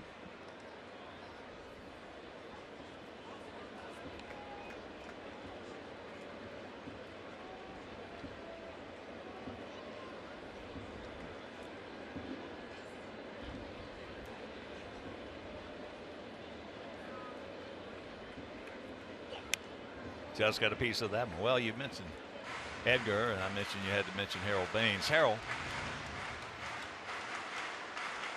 Had 75 more home runs than Edgar, and he had 367 more RBIs.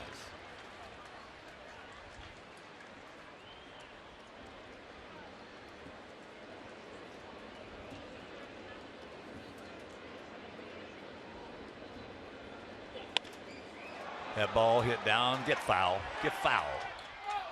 It will.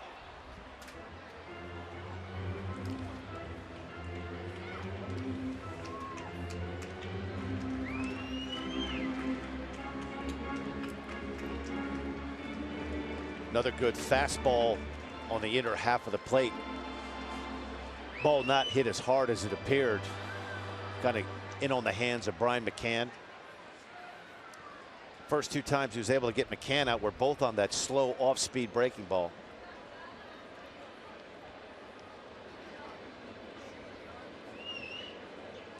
There it is.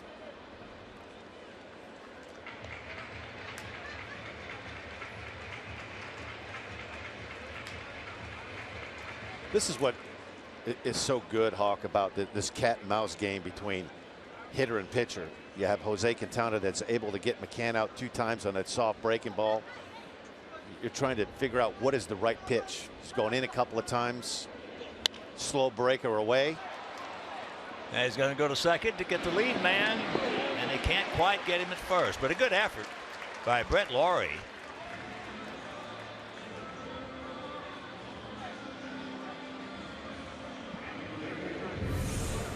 Get a good look at this right here. Just past Jose Abreu, and Brett Lowry shading over more towards that first base side, and bang, bang. But you could clearly see that Brian McCann does beat that by about a half a step, and a nice turn.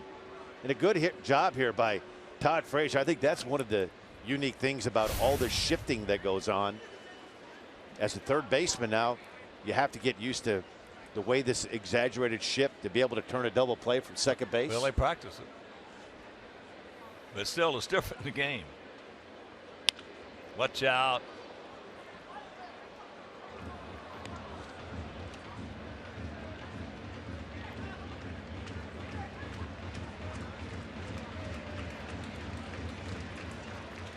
Joe Espada, the third base coach, having to quickly get out of the way of that one. The 0-1 to Headley. That's outside.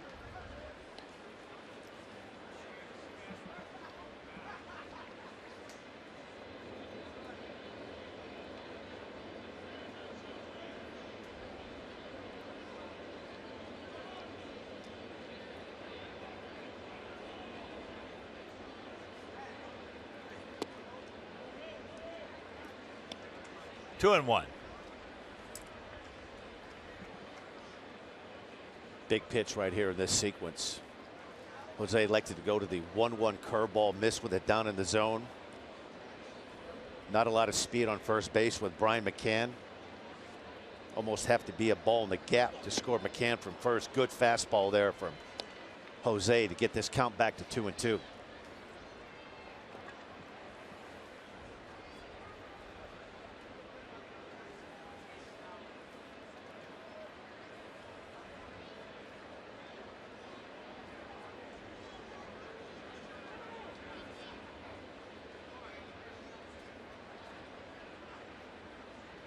As we all know, Jose will really slow it down in the stretch.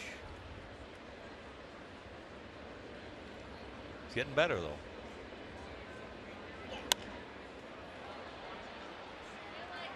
Got away with one right there. You can see a little eye contact between Diner Navarro and Jose. That pitch was intended to be on the outer half of the plate, outer third of the plate. That ball had a tendency to have that natural cut. That could be a very dangerous pitch. I think the safest place to get Headley, if you want to do that, if he could locate a good fastball or changeup down and away right now, that's the pitch.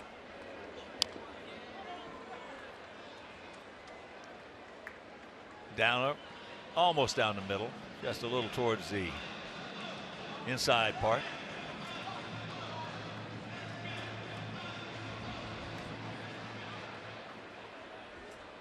Big hole. As Frazier just a couple of steps off the line.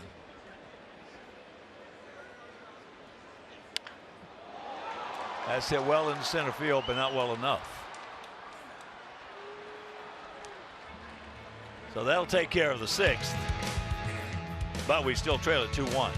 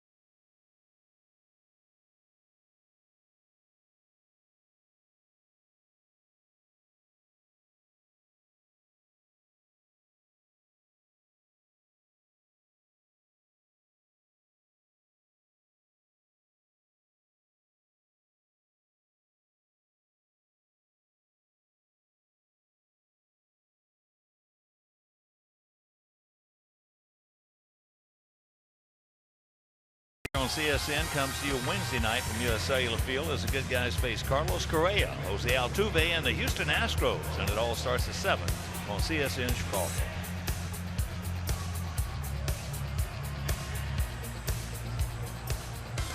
Dellin Betances taking his warm-up tosses. We're into the 7th inning if you're just joining us, in a 2-1 Yankee lead. Montana had the bad 2nd inning, 2 on, nobody out, 0-2 the count on Headley. He walked him, then the double by Hicks, the single by Gregorius, and they picked up a quick pair.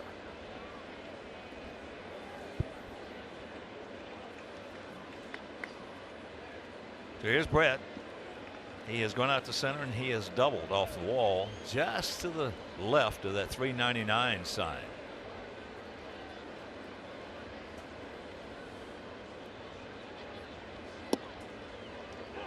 First pitch strike. There you see it, 98 miles an hour. What makes Betances so tough when he's commanding the fastball, you have to make yourself aware of this 98, and he'll get it up there at times to 100 miles an hour. There's another good fastball at 97. If you're Brett Lawrie, you have a tough time pulling the trigger. And now you really are on the defensive, because this breaking ball that he can unleash, it's nearly unhittable when he throws a good hard down in the zone.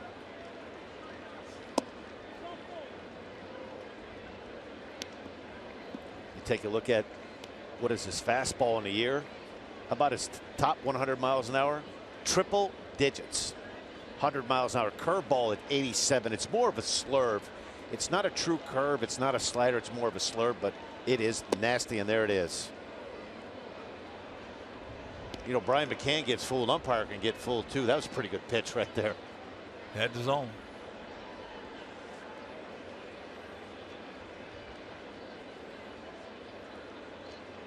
Outfielder deep, spread out, but there is a gap in left center. That one hung inside. Now the count is 3-2. I think if there's one area that Betances can be vulnerable, runs a lot of deep counts, and his fastball command is not all that good for a guy that's as nasty as he is. That one at 97. 1 out. It's tough to lay off. I know you sit and watch this at home, and a terrific at bat for Brett Lawrie. You take a couple of those nasty breaking balls, one just off the inside corner, one off the outside corner, and that 97 looks so inviting to hit, and it just has another gear when it gets to the hitting zone. Somebody in that dugout, giving Mike Muchalinski some problems. So here's Avi. Avi 0 for 2. 4-6 fielder's choice and a strikeout.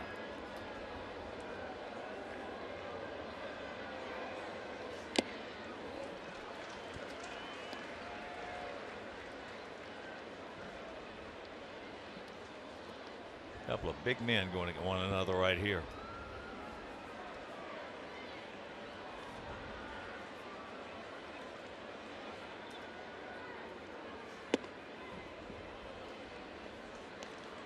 Back-to-back 98-mile-an-hour fastballs from Betances.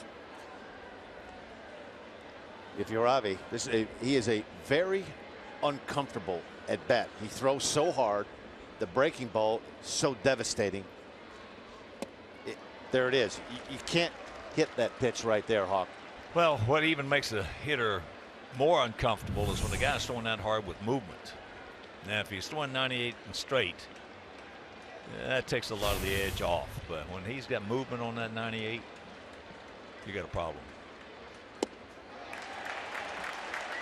2 down. He's faced 3 men and punched them all out. Take another look at this right here. This is that down hard breaking ball. Brett Lawrie was able to lay off 2 breaking balls, chase the high fastball. Avisail Garcia had 1 fastball to hit in that at bat. The next 2 breaking balls, hard to do anything with those. So here's Deanner. Deanner can turn him around, but he gets the breaking ball.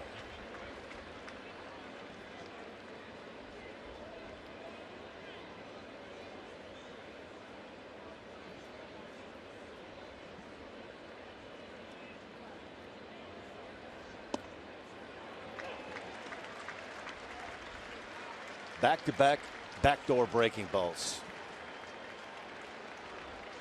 3 hitters faced for Betances. 3 strikeouts.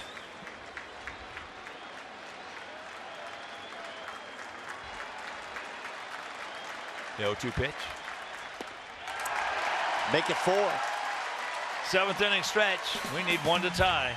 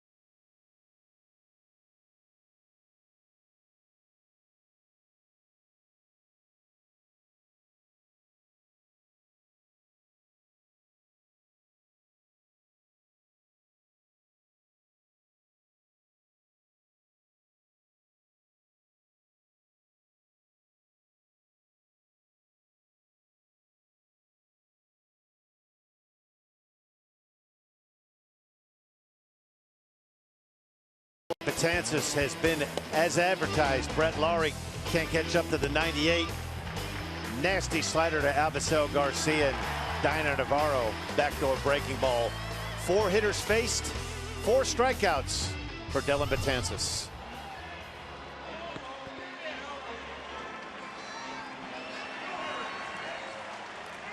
It'll be the lower third of the order for the Yankees here in their half of the 7th. Hicks, Gregorius, and Romine. These are the guys that did some damage back in that 2nd inning when they scored both their runs. Yankees on top 2-1.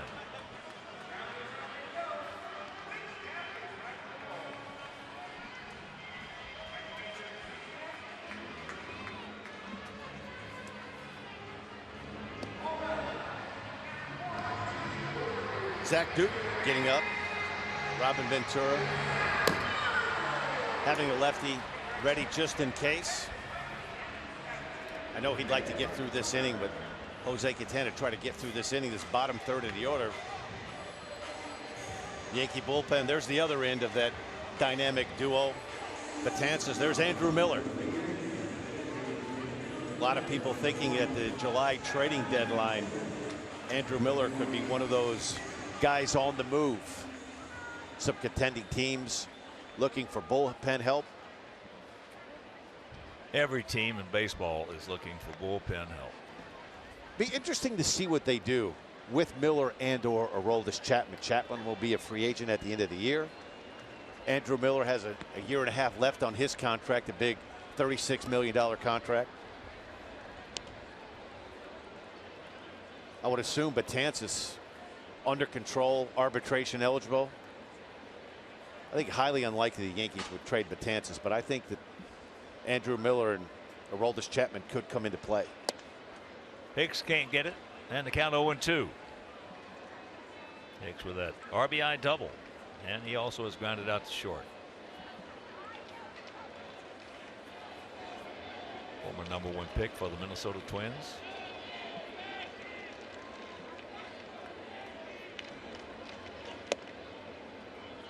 Is that good high fastball that Jose likes to go to with 2 strikes.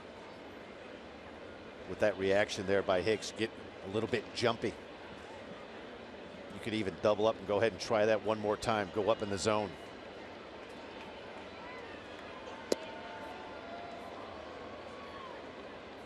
Here you go.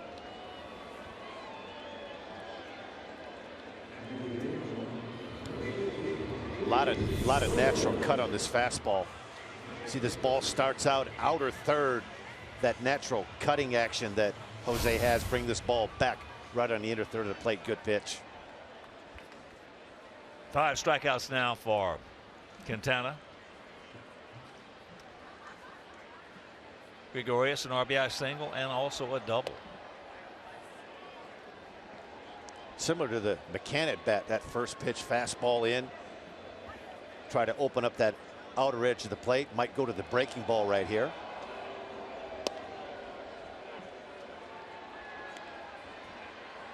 So you've gone fastball in, curveball away. Now if you'd like to go ahead and use that fastball outer third, you can go ahead and go out there. There was a roller, and thank goodness he could not wait on it. 1-2. Sox have 1-run games this year, 6-4. Yankees are 4-5.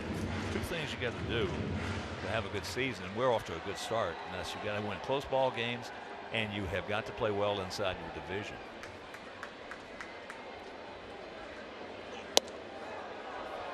Good pitch right there.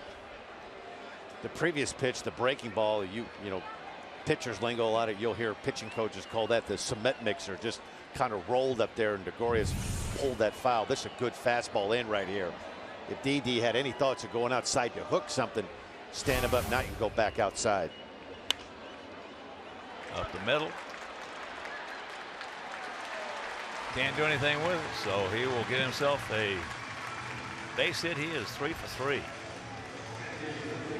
Fans experience the Levy Restaurant's fine dining and service in the First Merit Bank Stadium Club. Memberships are available to season ticket holders and open before, during, and after every home game. The First Merit Bank Stadium Club is also perfect for non-game day events, including weddings and corporate parties. For more information, call 312-674-1000.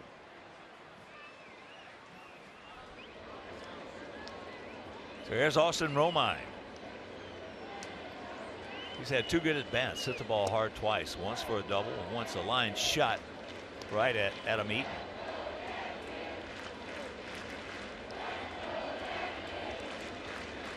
Gregorius at first base. One of the 2 Yankees in this lineup that is a threat to steal the base. Pitcher that throws a lot of strikes, like Jose. You might see a little hit and run action. All right. Rack him up. And that'll retire the side. We're into the 8th. We need a run to tie.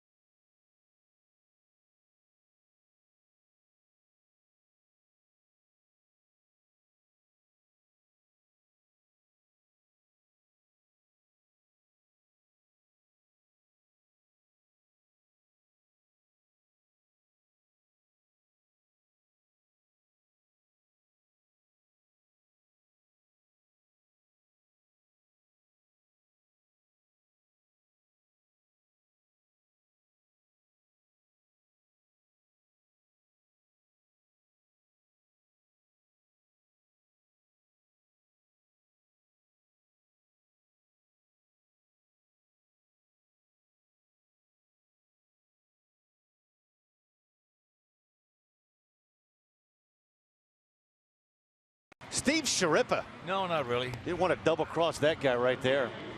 Could be wearing some cement shoes. Take it in the Yankee White Sox game on a beautiful Saturday afternoon.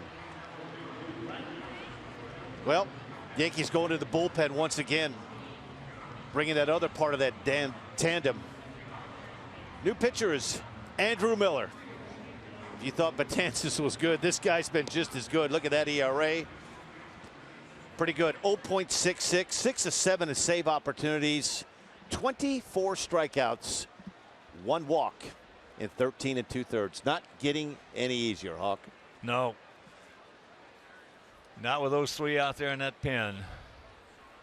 Makes it a 6-inning game or a 5 2/3, 5 1/3 inning game for Girardi. So here is Jackson. Austin twice has gone out to short.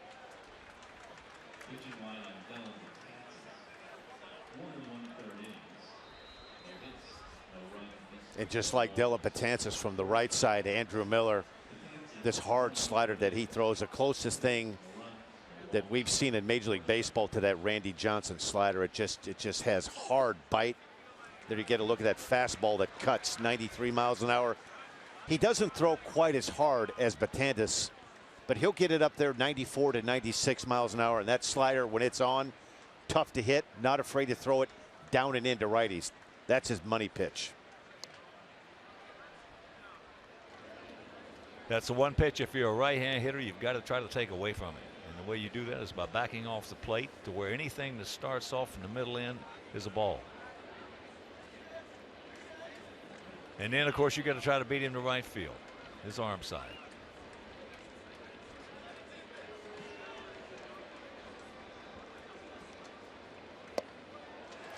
There it is. So that's bread and butter. 5 strikeouts in a row. You have to be aware of this fastball, then you make yourself very vulnerable to that backdoor breaking ball, a la Randy Johnson style right there. Aaron Hicks moving over from center field to right field. Jacoby Ellsbury had a little hip issue earlier in the week against the Royals in center field, and Brett Gardner still in left field. But Danny, you can't cover the plate off these good guys. You can't. The better the pitcher is, there's a line shot, base hit. The better the pitcher, the more the plate you've got to concede, and that comes from one of the greatest hitters, Ted Williams. You think about it, 2 years ago when the Yankees, they signed Andrew Miller to this big contract, $36 million. He had one career save. A lot of people in baseball thought, what in the world are the Yankees doing, committing that kind of money to a guy that has one career save? Well, and he has been worth every nickel. To me, one of the biggest mysteries also, as far as giving kudos and accolades to people who are underneath the radar in that category, is Brian Cashman. Brian Cashman has an unreal winning percentage since taking over here a long time ago, and he has done a tremendous job there for a long time, having to fend off George Steinbrenner, having to keep him at bay. That was the biggest job he had to do, and he did it.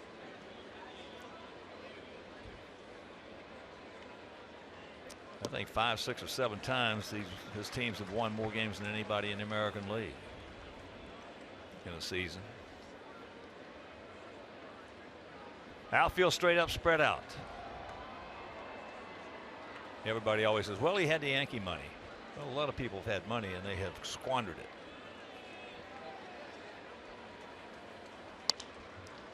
Left side, nice pick. So Jimmy is retired. Eaton at second base. Rollins remains at first. And here comes Abreu. Enjoy a picnic in the outfield of U.S. Cellular Field. Meet the 2016 White Sox team members and talk to White Sox alumni. Join us on Saturday, June 25th for Picnic in the Park. All proceeds benefit White Sox charities. To purchase tickets, visit whitesoxcharities.org. Here's Abreu, a double in the first. He also has grounded to short, and he's grounded to third.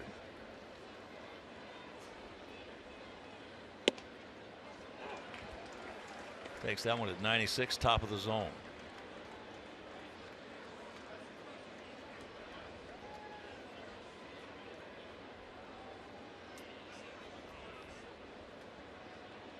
One on, 2 out. Todd on deck. A lot of ways to control the running game. One of the things that Andrew Miller does very well. Jimmy Rollins, not the burner he was earlier in his career with the Phillies, but you'll see that abbreviated slide step. He changes his times. He'll come set, hold it for just a split second, and deliver to give Brian McCann a chance to throw. He's tough to run on for a big guy. That did not come back. So 2 balls and a strike.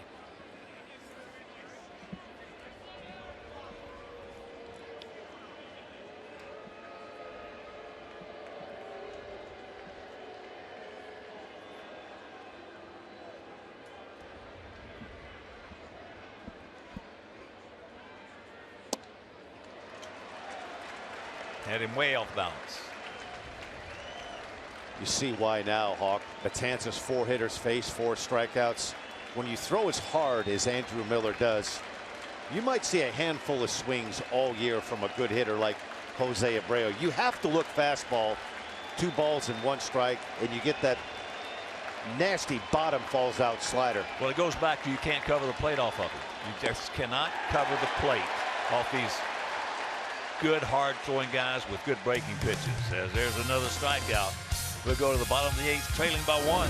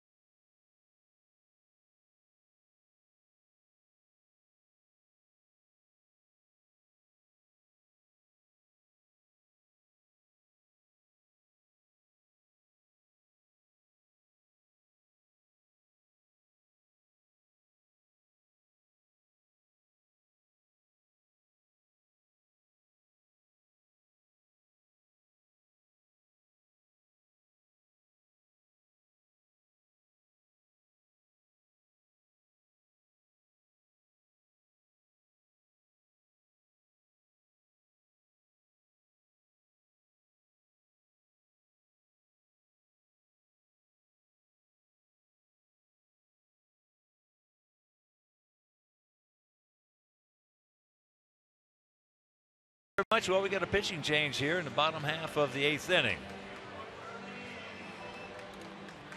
Zach Duke on for the White Sox. This is one of those hold'em right here.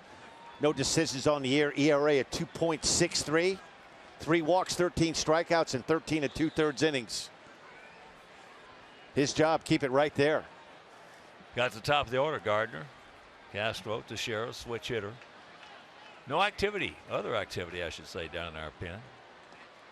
There's first pitch strike. Gardner has lined out to second. He has grounded to second, and he also has struck out. You know, we were talking about how nasty Betances and Andrew Miller are. We go back to that last inning, that at bat by Jose Abreu. You're talking about one of the best right-handed hitters in the game of baseball. This is a 2-1, this first slider, Hawk. 2-1 slider. That's about as bad a swing as you're going to see from Jose Abreu. Now you get the count to 2-2. That's the first time I've seen back-to-back swings from Jose Abreu like that off of a left-hander. That's how nasty he is. I've seen him with back-to-back swings off some right-handers that were tough on breaking balls down the way, but off a left-hander, I can't recall. I think you're right, Danny. I just think I can't recall him taking 2 swings like that off a left-hander back-to-back. 1-2. Ball hit into left center field. We got a man there. Out number 1. So your hitting theory on a guy, say you're facing a guy like Andrew Miller. You know he has that devastating slider that bears down and in. What would your approach be going in the box off What Andrew are you going Miller? to do with it if you get it? Nothing. If you hit it hard, it's either going to be foul or off your foot or ankle. Something my theory is a theory that I got from Ted Williams. He said when you get a left-hander out there who's got a good slider, you back off the plate, take that slider away from him. Gary Peters, former White Sox left-hander, he tried to take your right kneecap off. He and Mickey Lolich, the only 2 left-handers I ever hit against with a knee pad on my right, basketball knee pad on my right knee. But what you got to do with those guys, back off the plate, and then you got to try to beat them out over the plate where they can't throw that slider for a strike. And if they do, you're going to still, it's not going to be down and in, it's going to be down out over the plate because you backed off the plate. And then if a lefty like Andrew Miller or lefties you're talking about happen to throw a fastball outside corner, you just got to tip your hat and just walk back. Exactly. If he hits the outside edge or the outside corner, but you're looking that way anyway, you're diving that way anyway, and anything that starts off in the middle end, you got it in your mind. So your mind's going to take over, okay? It's a ball.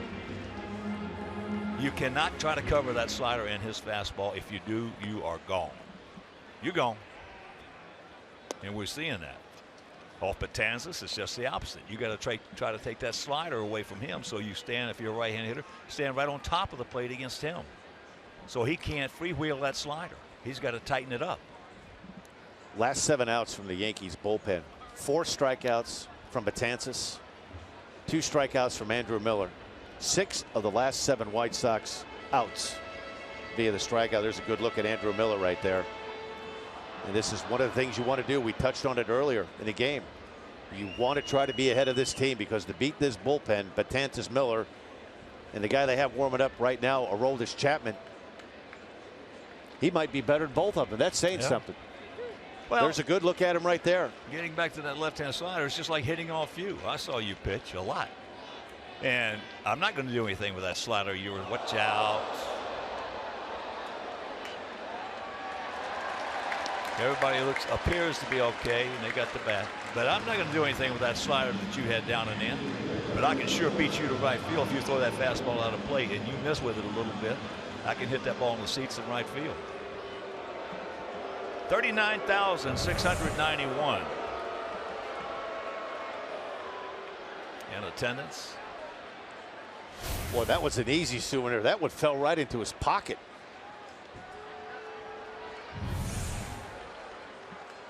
She's like, whoa! Hey, give me that bat! Look at him. He's acting like he caught that, like that was a helicopter whirl. That's about as soft as it going to land it right into his lap. He's going to tell him, oh, it was a boomerang. Snagged it with one hand. Kept him from hitting her right. She's got the handbag up right now. The 0-2. Pops it up. Brett backpedaling now. He's there. And that'll retire the side.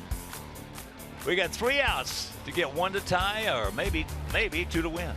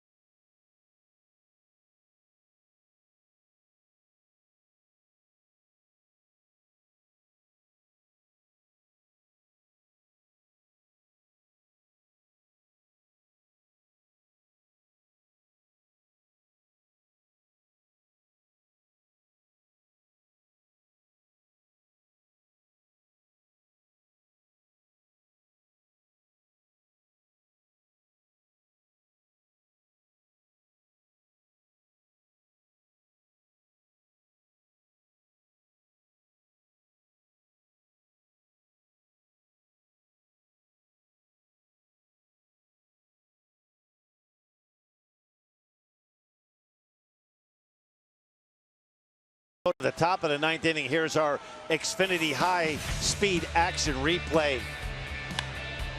Aaron Hicks here drives this ball right over the head of Adam Eaton. RBI double proved to be a big run. Yankees lead 2-1. We go top of the 9th, Hawk. We need a couple. Well, you and I were talking during the break. Between Miller and Chapman, if I got to face one of these 2 guys, I want to face Chapman. Miller looks like he's got a lot of confidence with that slider of those right-handers down and in.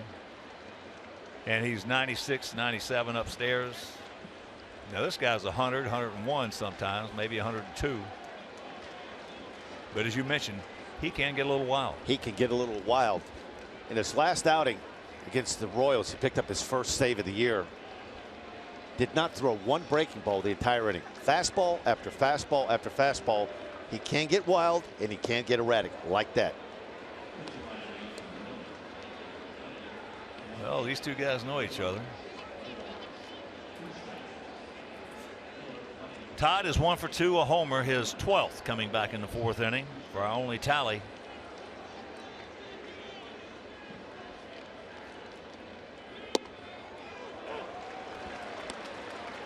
That one at 99.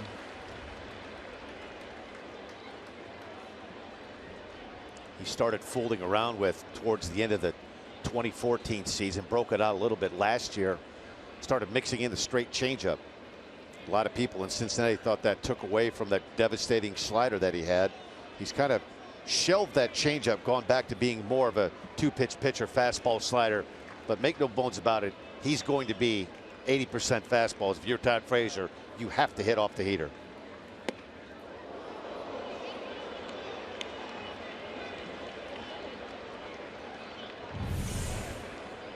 They have to have some pretty good reflexes too. You think anybody in that Sox dugout was saying, man, do what you can to get on. Take one for the club. No. No. That's the case. You just turn around, walk over, and hand them the bat.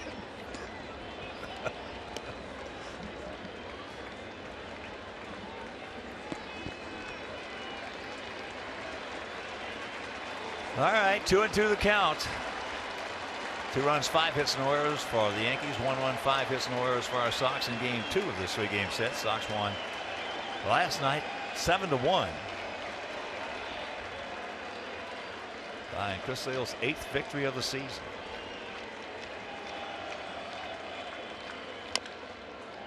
There's a little emergency swing right there. 101 miles an hour. You know, when you go up there as a hitter, I faced arguably what they say is the hardest thrower in the history of the game, a guy named Steve Dalkowski. And I faced him a lot, and probably if we had guns back in those days, he'd probably been in that 108, 109, 110 category. Because I faced Nolan Ryan, I faced Sam McDowell and those guys, and Dalkowski was a foot quicker than they were with movement, a foot quicker. But the thing about it is, does that make a difference about the speed? It's the movement.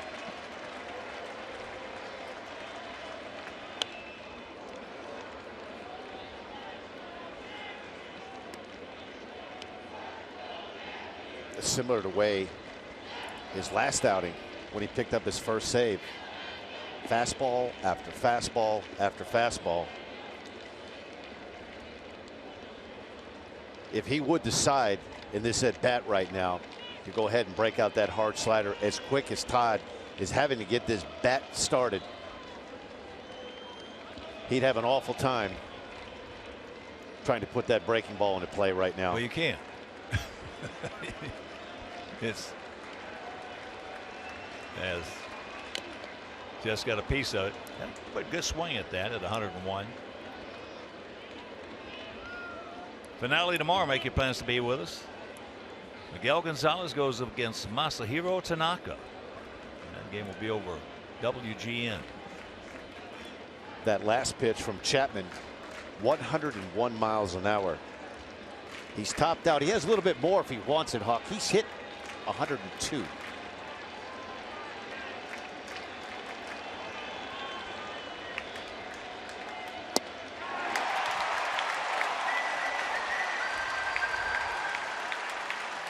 One out.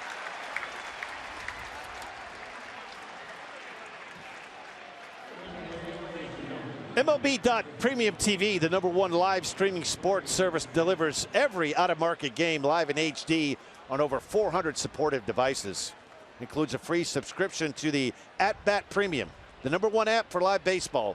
Blackout and other restrictions apply. Visit MLB.TV for details. So here's Jerry Sands hitting for Melky. Melky was 1 for 3.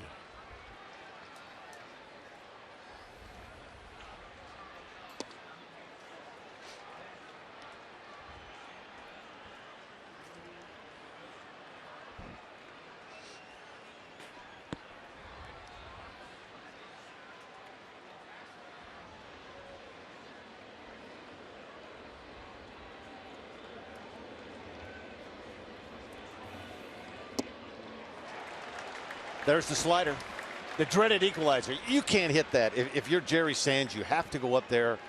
You saw that bat with Todd Frazier. You get a first pitch fastball in, you take it for a ball, and he drops an 88-mile-an-hour slider. You just, if he gets 3 of those over, just turn around and grab some bench. That's all you can do.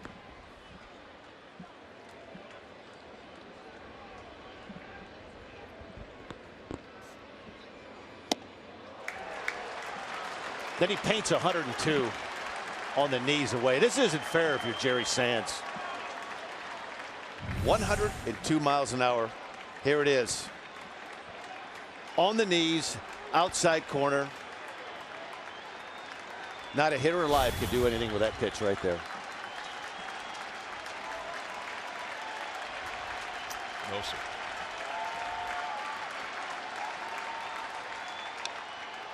Well, we talked about it last night. In my career, and I'm a lot older than you are, in my career, I've never seen 3 guys in that bullpen of this ilk.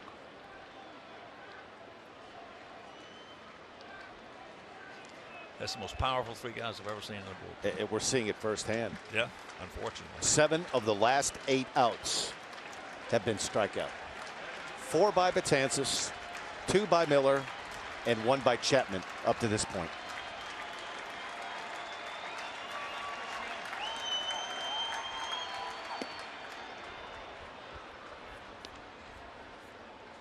Now, Dick Raddatz could throw as hard as any of these guys. They call him the monster from Boston. He was 6'8", about 320. But he was one guy. These guys got three guys.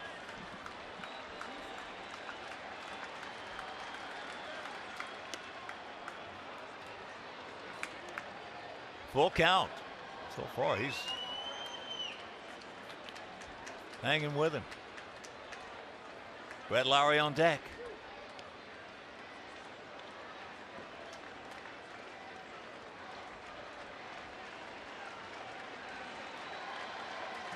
Payoff pitch.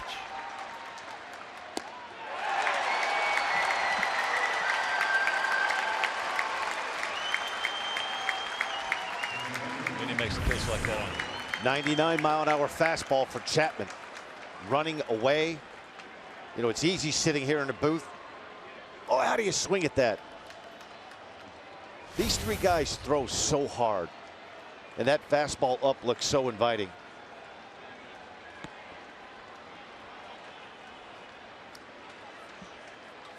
Come on, Brett, turn him around, buddy.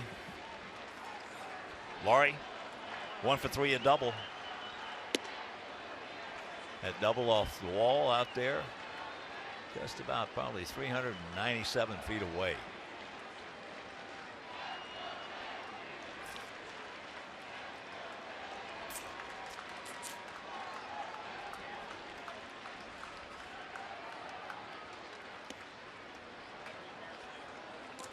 Well, if there's a spot you want to get like Chapman in, this is it, right?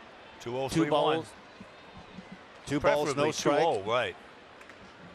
You don't want to give him a strike, so 2-0 is much better than 3-1.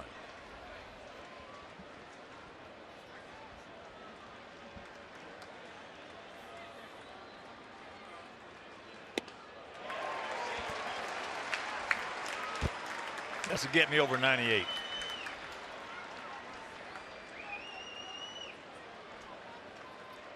We were talking before last night's game. What you feared was having to go through Betances, Miller, and this guy. In my opinion, the best left-handed arm I've seen come out of a bullpen ever. I can't recall a lefty reliever that throws like this guy does. Not Dave Righetti, not John Franco, not Randy Myers. Best left-handed fastball coming out of this guy's arm I've ever seen. Well, the guys you just mentioned really are about 6 inches to a foot shorter than Chapman. Meanwhile, 2-2.